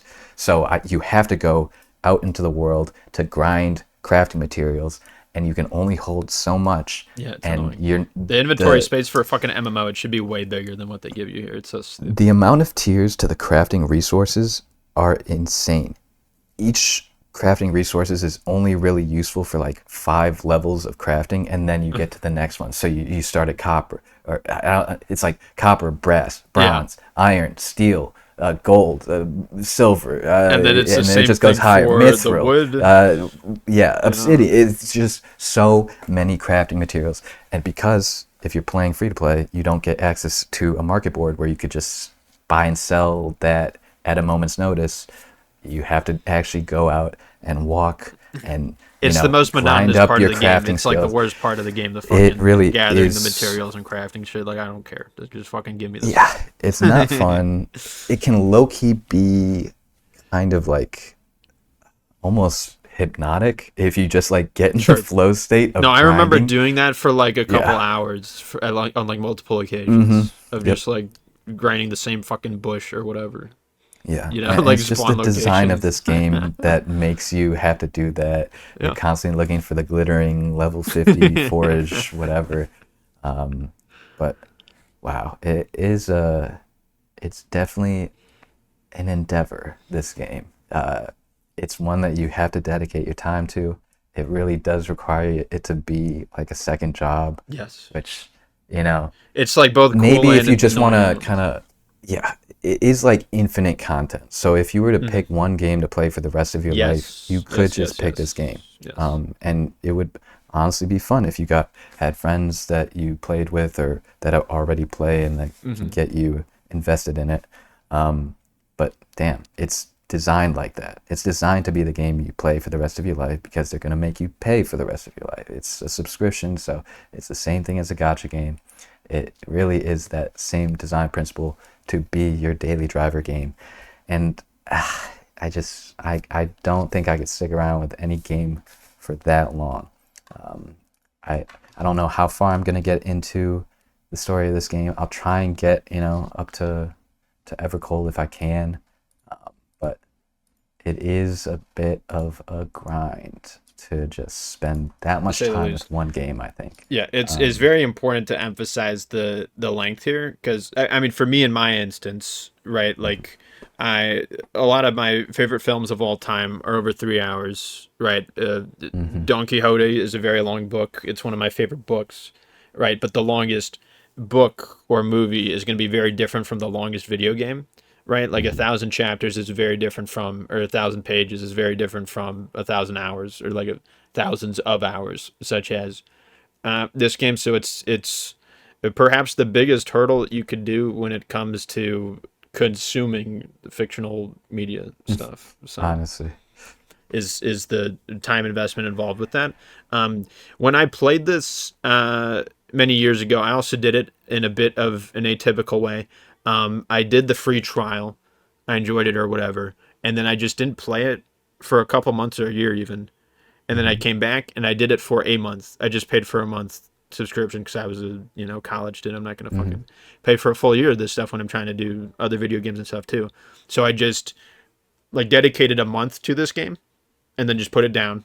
Came back however many months later or a year, did it for another month, and then spent some time away from it. And for me, I enjoyed that because it got me sort of what I wanted out of it, which was the big grind, like all the positive things you were saying, the big world, and again, I wasn't doing too much of the online shit. I had a couple people communicate with me. I joined like a rat clan thingy where like a dude just in the city just approached me and was like, "Hey, do you want to be a rat?" And I thought he was gonna like transform me into one or like give me a rat suit or something, but no, it just meant that I get to be in his guild, and he also gave me a free rat pet thing, which Yeah. I'd imagine they kicked me out because I've been inactive for like years now, but that was neat. So like, again, I had the sort of unique player perspective where I feel like most people are probably playing this consecutive Consistently. months until they get burnt out, or it just becomes their lifestyle. Which I mean, I don't know, if I were to play this now, I might do it differently, maybe, because it still sort of sits there in my head of like, oh, I'd like to go back to that because I had a good time overall. All things considered, it obviously has pitfalls or things about it that sort of hold it back for me, at least, from being the greatest thing ever. But again, we're in the spot still. I got like to the end of A Realm Reborn. I don't think I got to Heaven's Ward, though I may have. It's very hard for me to remember. I also was not super paying attention to the story or whatever because It's kind of tough I sometimes. had heard that it was not great, so I just don't really think I paid attention to it when I was playing it all that time ago now. And I also did something weird where this game is cool as an MMO where a lot of MMOs you play as one character, and at the very start of the game you decide what class, what role in combat your character is going to be, and then you just have to stick with that the rest of the time. And if you want to do something different, you have to start from scratch with a new character. What's cool about Final Fantasy XIV is it's all contained, it's all within one thing.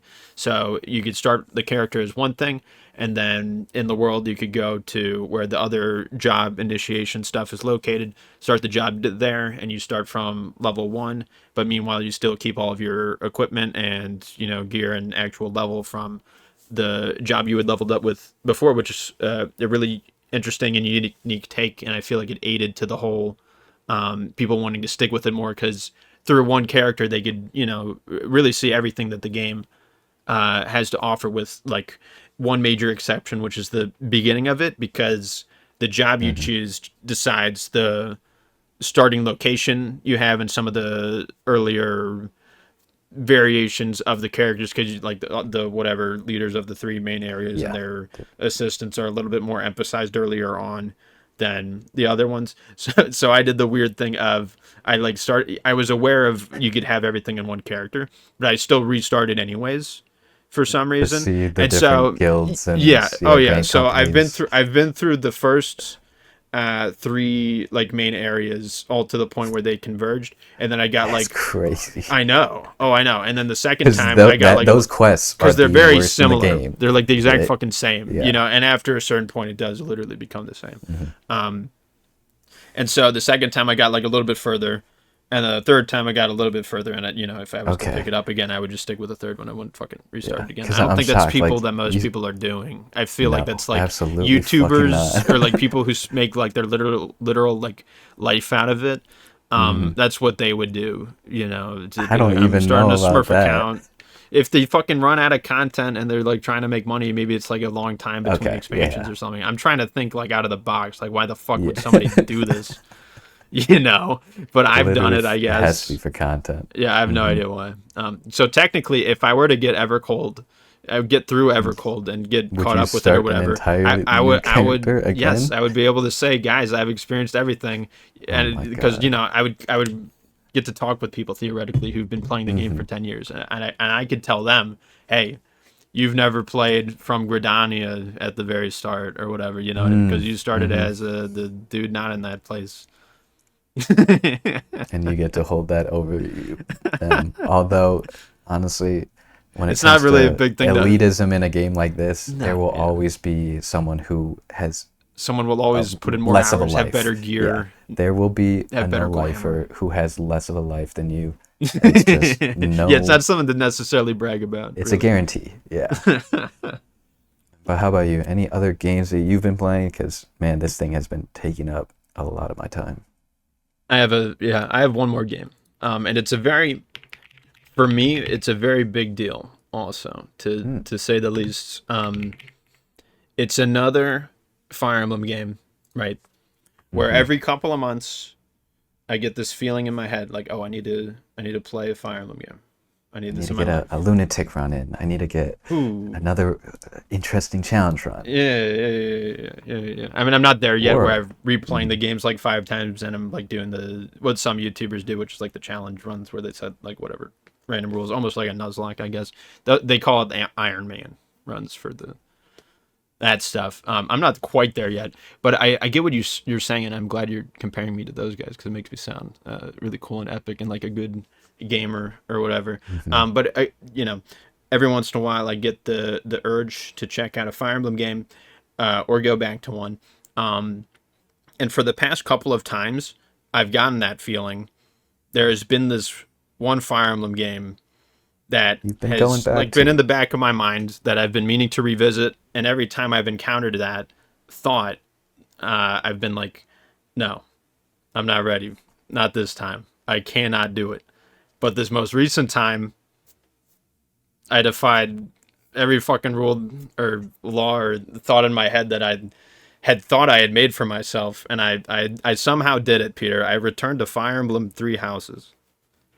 Really? Wow.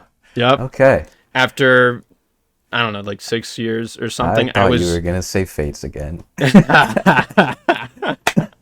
That soon. I thought this was just an I love elaborate Conquest, setup. but not that soon. That would have been funny. No, but this is a big deal for me, honestly, Yeah. because I mean, we've talked about this, I think, only off screen. I mean, you know, we've brought it up when talking about other Mm-hmm. games, because especially to compare to Engage with them both Engage. being Mm-hmm. Switch things, blah blah blah. I like that game more or whatever. Um, but this is interesting because Is this your first replay of it? so that's interesting, right?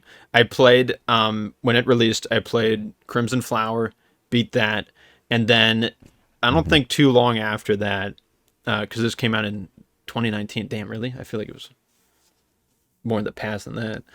So do I. Wait, is it really? Damn. Yeah, that's what backlog is telling me. So it better I not be guess fucking so.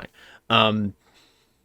So I did that. I did one route of Crimson Flower, and then I don't think too long after that, I started a Blue Lions run, and then the DLC Cindered Shadows released. So I did that midway through my Mm-hmm. Blue Lions, whatever, Azure Moon run. And then I just stopped. I hit the fattest fucking wall that I've never hit a wall harder as far as video game burnout has gone. And just like it got to the point where it was so bad where if I even thought about playing Fire Emblem Three Houses, I felt like I was giving myself a fucking headache. You know what I mean? Because this game is also big for Fire Emblem standards. It's I guess the biggest, or one playthrough of it, you know, is gonna take the longest out of all of them. I would think. Mm-hmm. I mean, you could tell me you've played them all. I mean, yeah, definitely. So what's cool about this game, and what people love most about it, is the characters and story. Is that they are a step up from pretty much every other game in the series for the most part. The characters, especially for me, stand out a lot, but it's really that core that has allowed this game to stay relevant throughout the years, even above other ones, you know, released before it or even after it.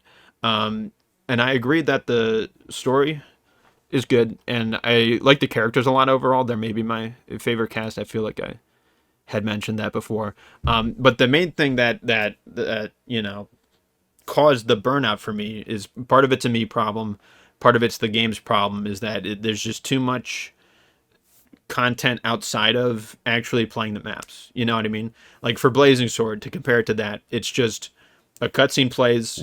You get to the you know, map preparation screen to prepare for the map. You play the map. There's an outro cutscene, and then you go to the next chapter. Right? That whole thing, that whole experience of one chapter is maybe 1 to maybe 2 hours at most for like the shortest and longest chapters of that.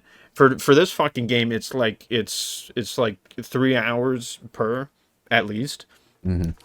At least for me coming back to it. I was doing it at a much quicker pace than I was back then. I feel like for me in the past when I was first playing this game, it was like fucking like 5 hours per chapter, which there's Trying to talk to everyone 20 in of the them. monastery. Yes. Trying to Bro, the engage monastery with all is of so the- long. There's so many systems there. You have the gardens, the fishing, and if you're Bro, I trying to gotta do fish. the I gotta eating, fucking. yeah. I was about to say I gotta fucking feed myself 10 times to get all the support points out. I I gotta gotta get make the tea fattest with fucking my byleth ever. girlfriend. Yep. Mhm. My waifu. This is out of all the Fire Emblems. This is the waifuest emblem out of them all, I suppose you could say. It's up there with Fates for sure. Yeah. I mean, if only the international releases of Fates kept the petting minigame, then we could say that definitively that's the waifu emblem. Yeah. Too bad, so sad. They got tea. You get tea parties in 3 houses, so it wins. Sadly. But with each game, over time, there's sort of maybe since Path of Radiance, Radiant Dawn, they're sort of increasing the time you spend outside of combat. Where I don't know. I mean, you could speak for that game because I've not played it, but you have like the barracks. It adds slightly something of like more It's conversations really and shit going on. minimal. Yeah, comparatively. but it's something that the other games didn't have. That's a little bit more. You know. I think Awakening and like Yep. the new generation definitely pushed it to the forefront of having, you know, both aspects of the gameplay as well as your character building, Yeah. side content. Mm-hmm. But definitely it went from Awakening, which was like a step above. It's also just Radiance, barracks though to for like Fates, Awakening, which is way higher. And then Fates Yeah. definitely is a big jump up with the whole My Castle thing, Mm-hmm. and then this fucking game Three Houses, it just takes it way too fucking far. Yeah. And like I even mean, Engage After, it tones it down a bit, but Yeah. I still think it can be toned down yeah. a bit more. Like They saw what Atlas was doing, and yes, they wanted tried some. making Persona Emblem, did. and it definitely was a huge success because this was one of the most selling, the Right. most highest selling, not only Fire Emblem games but Switch games, which is a big deal because the Switch is a popular console and it sold hella games. So this was somewhere in like the top like 30 or something, I think, which is a big deal. And it's understandable because it's got that whole school environment and the whole, I don't know, I guess slice of life stuff is more emphasized in the whole, you going around the monastery, and each chapter characters are in different places having different things to say based on where the story is at. And it's, it's more immersive in that way, but it also, everything takes fucking forever to do. And there's aspects of that I like. I enjoy, for Fates, for instance, and Awakening and Engage 2, I enjoy planning out on like I have a Google Sheets pages of it, of planning out the playthrough of, I'm going to use these units in these class setups with picking up these skills, and in games where it matters, they're going to be paired with, whichever these units, and they're going to have this epic baby who's going to do this thing. Mm-hmm. You know what I mean? And Three Houses also has that, and overall succeeds. The thing about its gameplay is, I feel like for every single aspect and sub aspect of its gameplay, there's something for me to complain about. Because again, to compare this directly to Engage is like, it has great maps, a good class system overall. It could, I suppose, be better in some ways, but it has the unique thing, emblems going for it. It has a good balance in terms of class types to use and weapons overall, and it's a much more balanced and controlled, and to me more interesting game as a video game overall. And meanwhile, this game, Three Houses, bro, the maps are so fucking ass, dude. The maps in this game are like some of the worst in the series, and that's not something initially clear to me when I first played it. I was not necessarily paying as close attention to that. I was very much into Fire Emblem at the time, but I wasn't necessarily thinking about or considering those things. And now, I don't know, at this point I could recognize when shit like that is going on.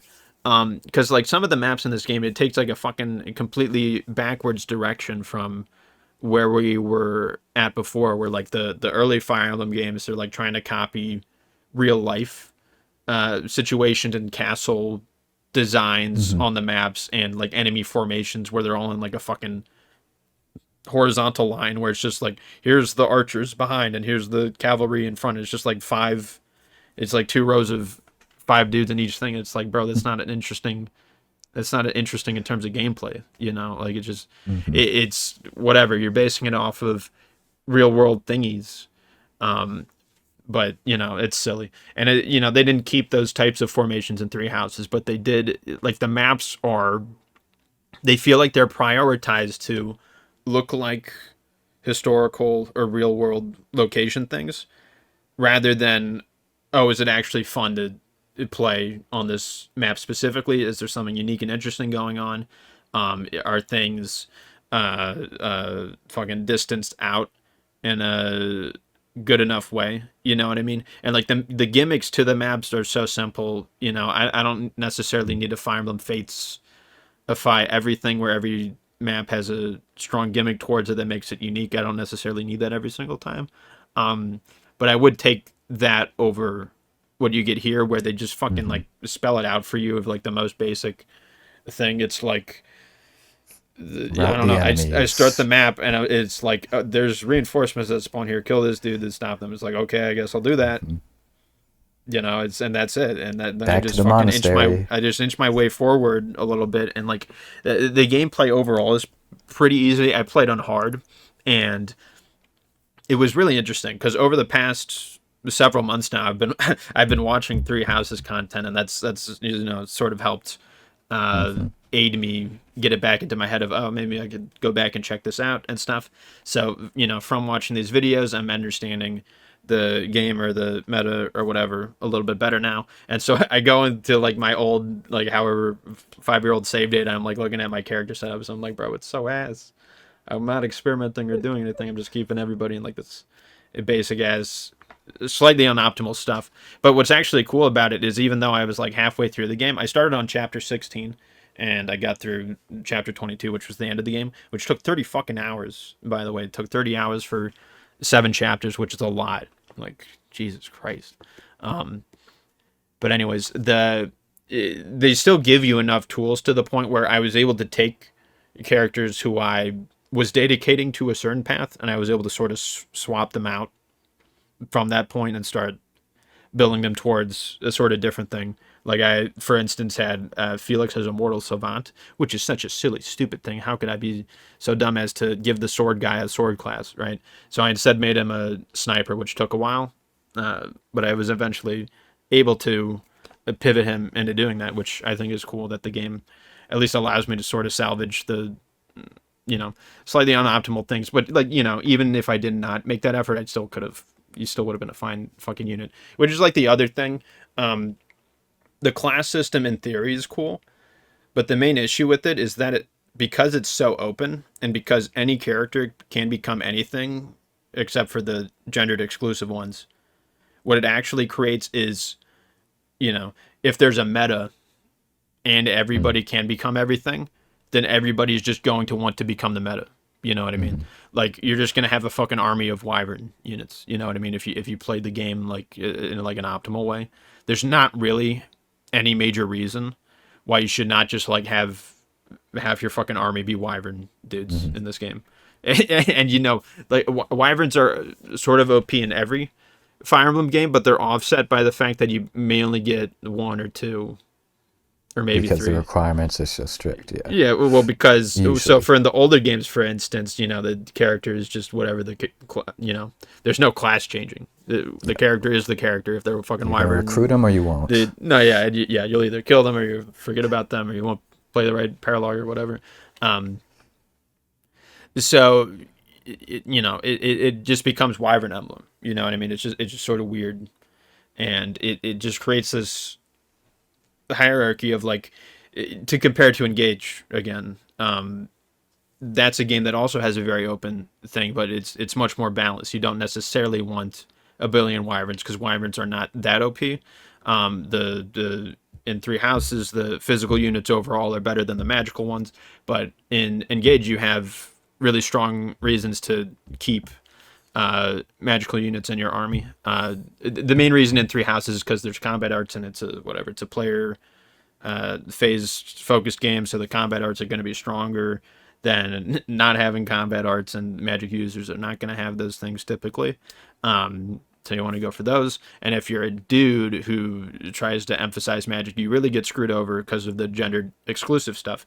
So like the thing about like it's completely open except for the gendered exclusive stuff, but it actually is like kind of limiting and annoying in that way, because if you're a dude magical guy, you just have like no good end game options that are decent as far as magic goes. If you're a woman, you get all you get the greatest. You get Valkyrie and fucking Darkflyer if you have the DLC, and you have Gramarye just through the normal game, and those are all good. So it's like, if you're a dude, you get fucked over though. And the class system as a whole, it's very weird because you might think that it's best to, I have them as an axe in the intermediate tier. That means I should have them as an axe dude in the advanced tier. But like, if you look at the skills that you'll be inheriting from mastering each of them, it's actually less optimal to do that. And the same goes for like magic, because you'll pick up from the intermediate tier when you master the class, you'll get the fucking magic blow. You get +6 magical damage at the start of on the player phase, right? But then in the advanced class, you get that for free, just innately by being in it. So you should actually want to go a different thing. It's really like weird, and I feel like it wasn't super well thought out just as a whole. I'm not gonna again, I feel like for literally every class or like line of classes in this game, I feel like there's something to complain about. Like, I'm not joking, but I'll refrain from doing that right now. But I did just want to say that, and it does bug me that this game is more popular than Engage. I understand the story and characters are better. That's obvious, but like, are we playing video games? Or are we Are we watching shows? Do you want to watch a fucking TV show or read a book? There's plenty of those. Clearly, you don't want to fucking do that. Bitch. They don't have anime waifus or whatever. Oh, I'm sorry. That's true. That sucks. Low key. There's no TV shows or Dispatch. movies with anime girls or fucking visual novels if instead of a book. I don't know. God damn. That's annoying. But other than that, I feel like it's rare that you get a Fire Emblem game which has both. It's always a tug of war between the gameplay and the story. Which sucks. And unfortunately, there's only like 3 games out of the 15, or however many Fire Emblems there are, that have What both. would you say hit those, like Path of Radiance and Radiant Dawn? And one more? Probably, I prefer Path of Radiance. And then Awakening, maybe. And then 3 Genealogy. Yeah, okay. Yep. That's a solid list. And yeah, because I like Shadows of Lancia, but I do think it suffers from similar aspects 100%. of Three Houses with the out of combat stuff. I almost being a lot. Well, there's a lot of different maps in that, and there's like dungeons or whatever that they add in that. But the supplementary like gameplay stuff, I actually do enjoy in Echoes, where you get like you visit the towns and you talk to the NPCs generated and stuff. Things. Mm-hmm. Oh, with the randomly generated dungeons. Like the dungeons they had to go through. Are they randomly generated? Some of them were, like the shadows. Oh, well, like the end game thing. Yeah, I think so. Yeah, I mean that game has bad maps also, because Mm-hmm. it's a remake of the second one where in that game you literally get like, okay, you're fighting a cavalry army, here's 10 of them in a literal row, like go fight them. Like, okay, what the fuck are we doing? You know what I mean? So that's silly. But I would say overall I had a positive time going back to it, and again, I'm very surprised that I was able to do this to begin with, because I know we've talked about the whole burnout that both of us have shared with it, where we would both go around the monastery, talk to everybody. Oh, they didn't like the thing that we said. Restart the game and wait for it to fucking load. I did play it on the Switch too, so the loading times were slightly faster, and I also did not reset every single fucking time an NPC didn't like the thing I said. But part of that was because I already set myself up when I was playing this game in the past, to the point where I pretty much had all of the major supports that I wanted, so I didn't have to work like too hard for that. Like, I'd say by chapter maybe 19 or 20, I was like good. I didn't have to bother with any of that stuff, which was like such a huge fucking massive relief. Like, if you do not care about getting as many supports as you can, you will actually you will just fucking breeze through that shit. You will fucking breeze through the monastery. You don't have to like look up which character supports who, and also who is out of energy. I gotta fucking find the pair people up with the fucking meals. It's like, oh my god, it's such a headache. Like, I would love if all of that shit was just automated. If you were just given a more reasonable amount of support points in the maps, and then also just like people naturally recovered throughout the week. You have the rest option in the thing, so I could just do that instead, I guess, instead of suffering through whatever stuff. But I have to get the support shits going, so that's not an option for me. I must see all the supports, even though that means I have to. Theoretically, if I were to do that, I would need to play the final maps of the however many routes, like a time per character, which sounds silly. So 100%ing any Fire Emblem game to get any of all of the supports, it's such like a fucking AIDS. Like, even in the old games where it should be simple, you're only allowed 5 per character, so you can only hit one A rank and some of per them are character, so kept, it's like, and some of them are useless. So, yeah, and Awakening the Fates, you supports got in to these get games have every always unique been parent weird. with every unique child and every unique Yeah, relationship there. Like, it's just like, who the the fuck would do permutations for a this? game Jesus like the when Christ. you're dealing with generations and Yeah. genealogy, yeah, make it just so much worse. With like, uh, even though with the genealogy of the Holy War, the game that is, there's like caps and way less supports, but because of the fact that you can, have children, it just makes it that much harder. And then with Awakening and Fates, because they put so much more of an emphasis on supports, and you have so many more relationships that you can Yep. have, and the parents And are you actually have, still alive, yeah. so the parents are talking to the kids. Yeah, And you have all the it gets unique, excessive. the characters could be siblings through, Hmm. Lucina and Morgan. So you have to deal with all Yeah, those combinations also. That it's pretty insane. would take a And long time.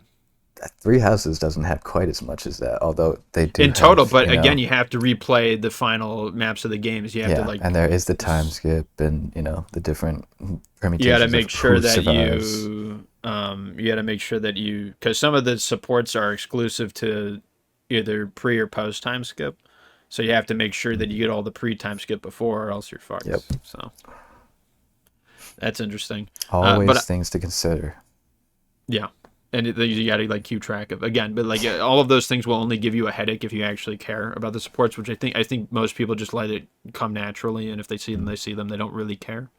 You know what I mean? I mean, they Hmm. do care because they like the characters. They like seeing the shit, but they're not gonna try to min max it like us, and try to Yeah, destroy their it's not brains over it. necessarily made for uh, min-maxing. It's just, I guess, supposed to allow for every combination of characters that you bring out onto the battlefield to end up with unique dialogue.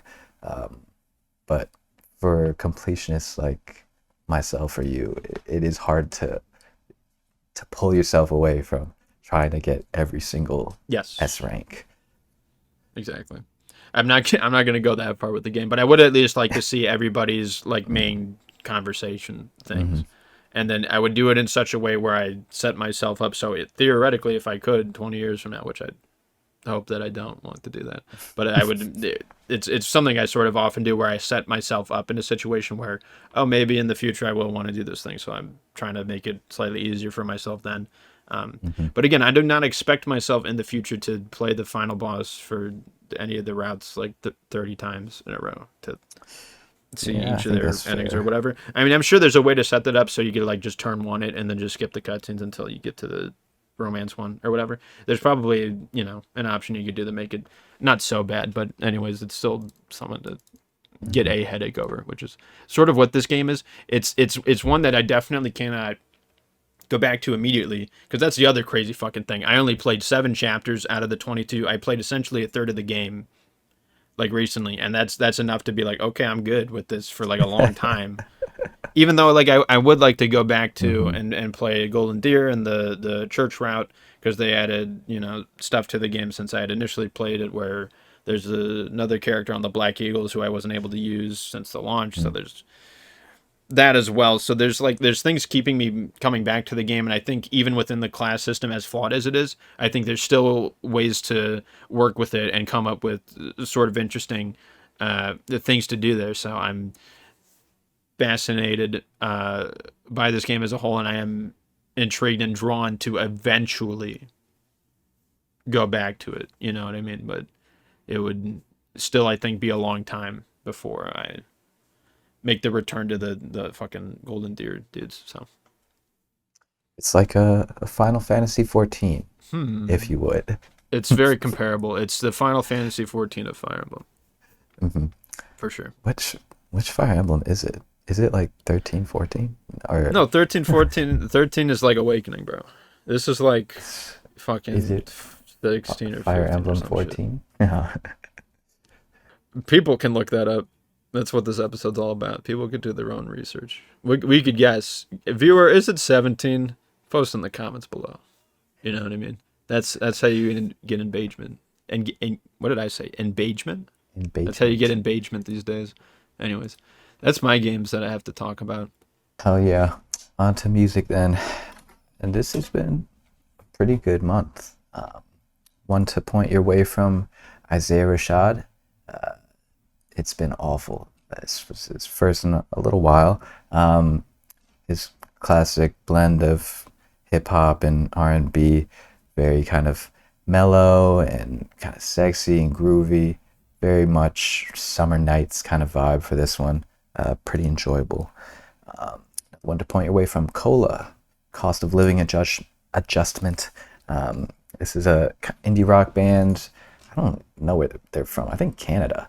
And this is kind of a fun sort of indie rock, post-punk blend of genres. Pretty rocking, fun, kind of jangly guitars and interesting vocals. Pretty solid project from them.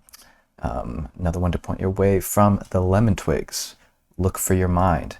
These guys are doing that kind of 60s, 70s soft rock, pop rock revival in a really good way.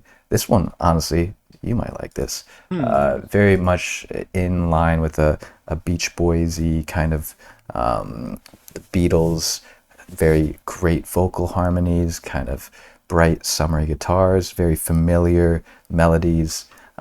Definitely a duo to keep an eye out for. In the modern day, that's crazy. I know. They've been doing good stuff. Their past 3 albums have all been really solid, kind of summery, sunshine pop and soft rock stuff, very much in that 70s style. So definitely fun, good new album, catchy stuff. Check it out. Another one to point away from Aldous Harding, Train on the Island. Kind of cool indie folk, very kind of mellow and warm, kind of really artful. Her writing is really solid, and some of the songs on here are really kind of off-kilter and catchy in a really unique way. Definitely a fun one. Another one from Croz, Boyce, their self-titled album, Croz, Boyce. This is a kind of offshoot from Animal Collective, duo between A.V. Tear and Geologist. This one is a really weird kind of blend of ambient and folk and sort of American primitivism, very kind of spacey acoustic guitars blended with really weird tape music and strange ambient inclusions. Very spacey and dreamy and kind of surreal, but really fun soundscapes to get lost in. Another one from Genesis Owusu, REDSTAR Wu and the Worldwide Scourge.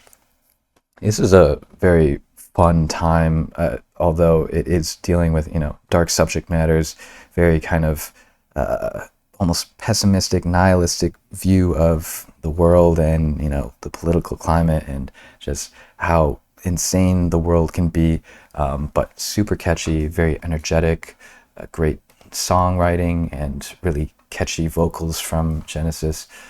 This might be one of my favorite projects from him, but he's been doing good stuff for a while now. Another one to point your way from Anna Roxanne. This is just a beautiful blend of ambient and folk and really lovely, lush, beautiful minimal piano pieces and strings. Super gorgeous, like really, really a beautiful album.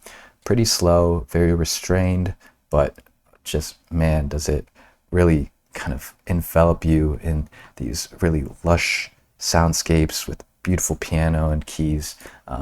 Really cool, definitely worth checking out. Another album from Iceage. They returned with their album For Love of Grace and The Hereafter. Again, in this kind of post-punk revival indie rock crowd. They've been doing it for a while now, and this is maybe one of my favorites from them. Very catchy, some really weird tunes on there, but a really good blend of high energy and kind of off-kilter tunes. Definitely a good return from them. And then another one that just released recently from Petras, Detour. This is more of a kind of electropop, EDM style album with a lot of indie sleaze revival vibes, kind of similar to what just came out from Slater and Brat, and in line with the Dare and this huge new wave of indie sleaze. Definitely very catchy, very kind of crass and fun and energetic. Maybe my favorite project from Kim, honestly.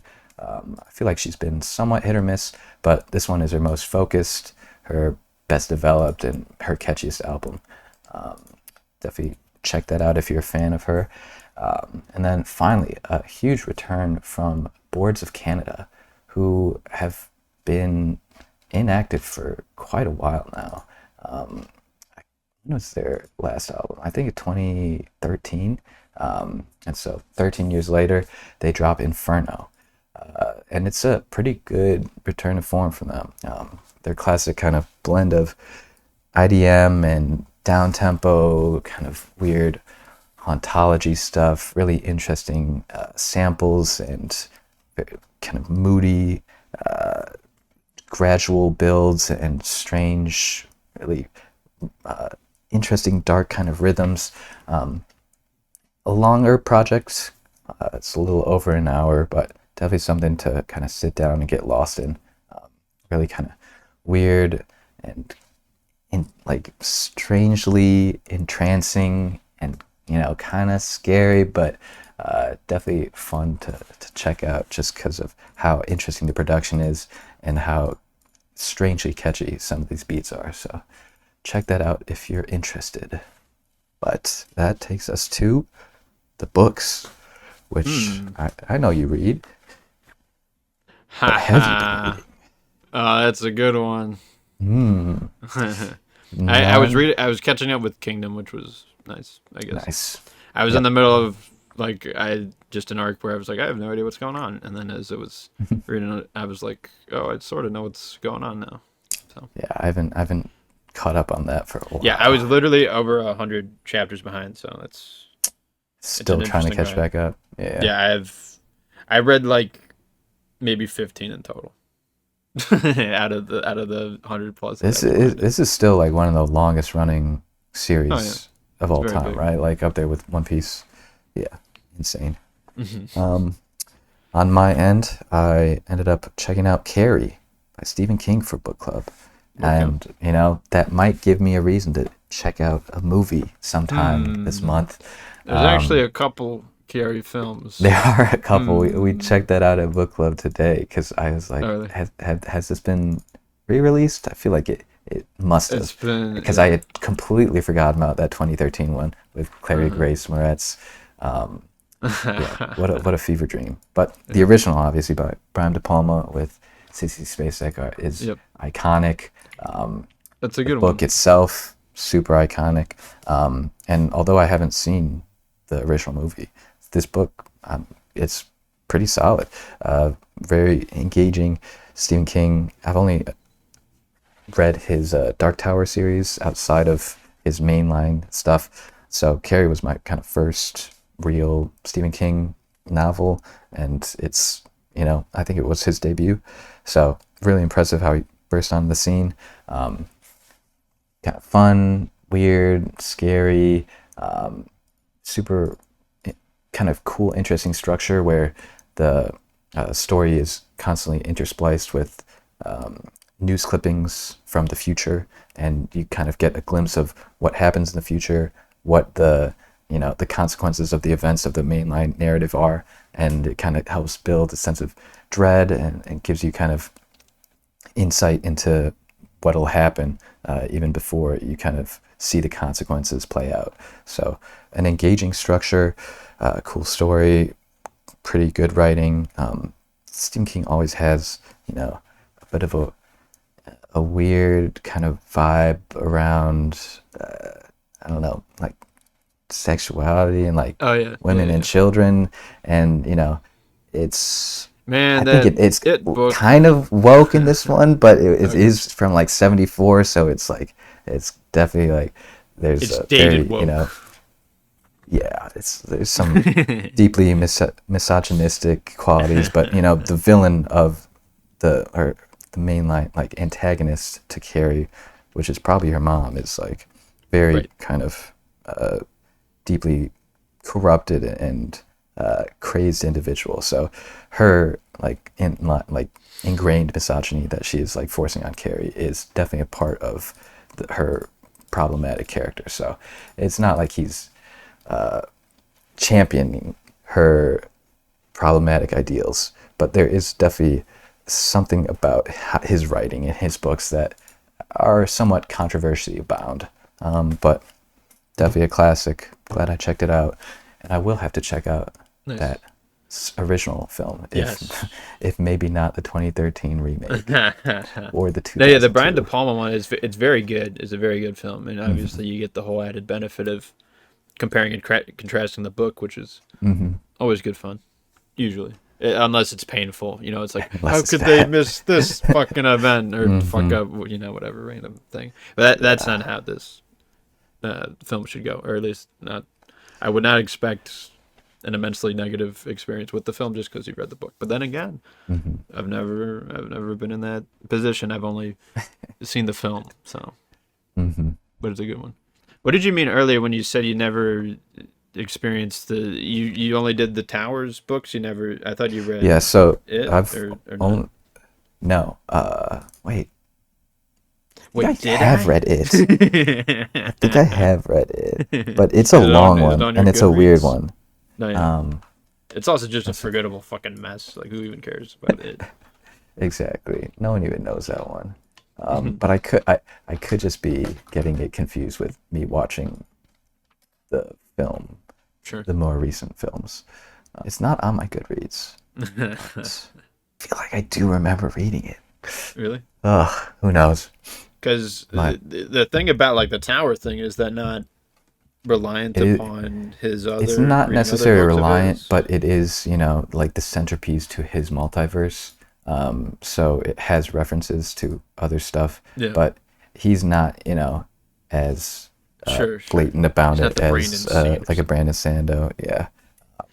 It's still an interesting place to start, though. I feel like as far as his catalog of books go, that series. Definitely. Is that still ongoing? Is he still making those, or was it? No, The Dark Tower's done. I don't know if he's writing that much recently. Yeah, I mean he's very old now, right? It's got to be like 80 or some shit. Yeah. So, yeah, I think the Dark Tower is like his fantasy series, right? So that's how I first came across it, just because I was like, oh, best fantasy series or whatever when you're trying to look for new books to read. And that's always on the list. So that's kind of how I ended up going through that first from him, because I was never, the biggest fan of horror. So checking out his books was always like, well, I don't like clowns. I don't like weird killer I don't think anybody does. Telepaths. Yeah. There's a reason why he's so famous and has so many incredibly marketable books that are all attached to famous movies. It's they pretty much all get adapted to films that have been big successes. At least one adaptation of each film typically is a big success. Very impressive. That's it for books, though. YouTube, I have nothing. Neither do I. I think, Nothing to mention on my Well, while YouTube's on the subject, this video's over. The viewer can do their own research and find other YouTube videos. You have a whole fucking tab of it on the right side of your screen. Just scroll a little bit until you find another thing and click continue. Don't go to bed yet. You got. Imagine if you stayed up later. There's like so much more content you could consume within the next like couple hours. Like if you lose an hour of sleep, that's not that big of a deal. You know what I mean? And if you're listening to this in the middle of the day, then you got nothing to lose. So just keep fucking going. Just keep going. True. And that's our advice. So goodbye. Yeah.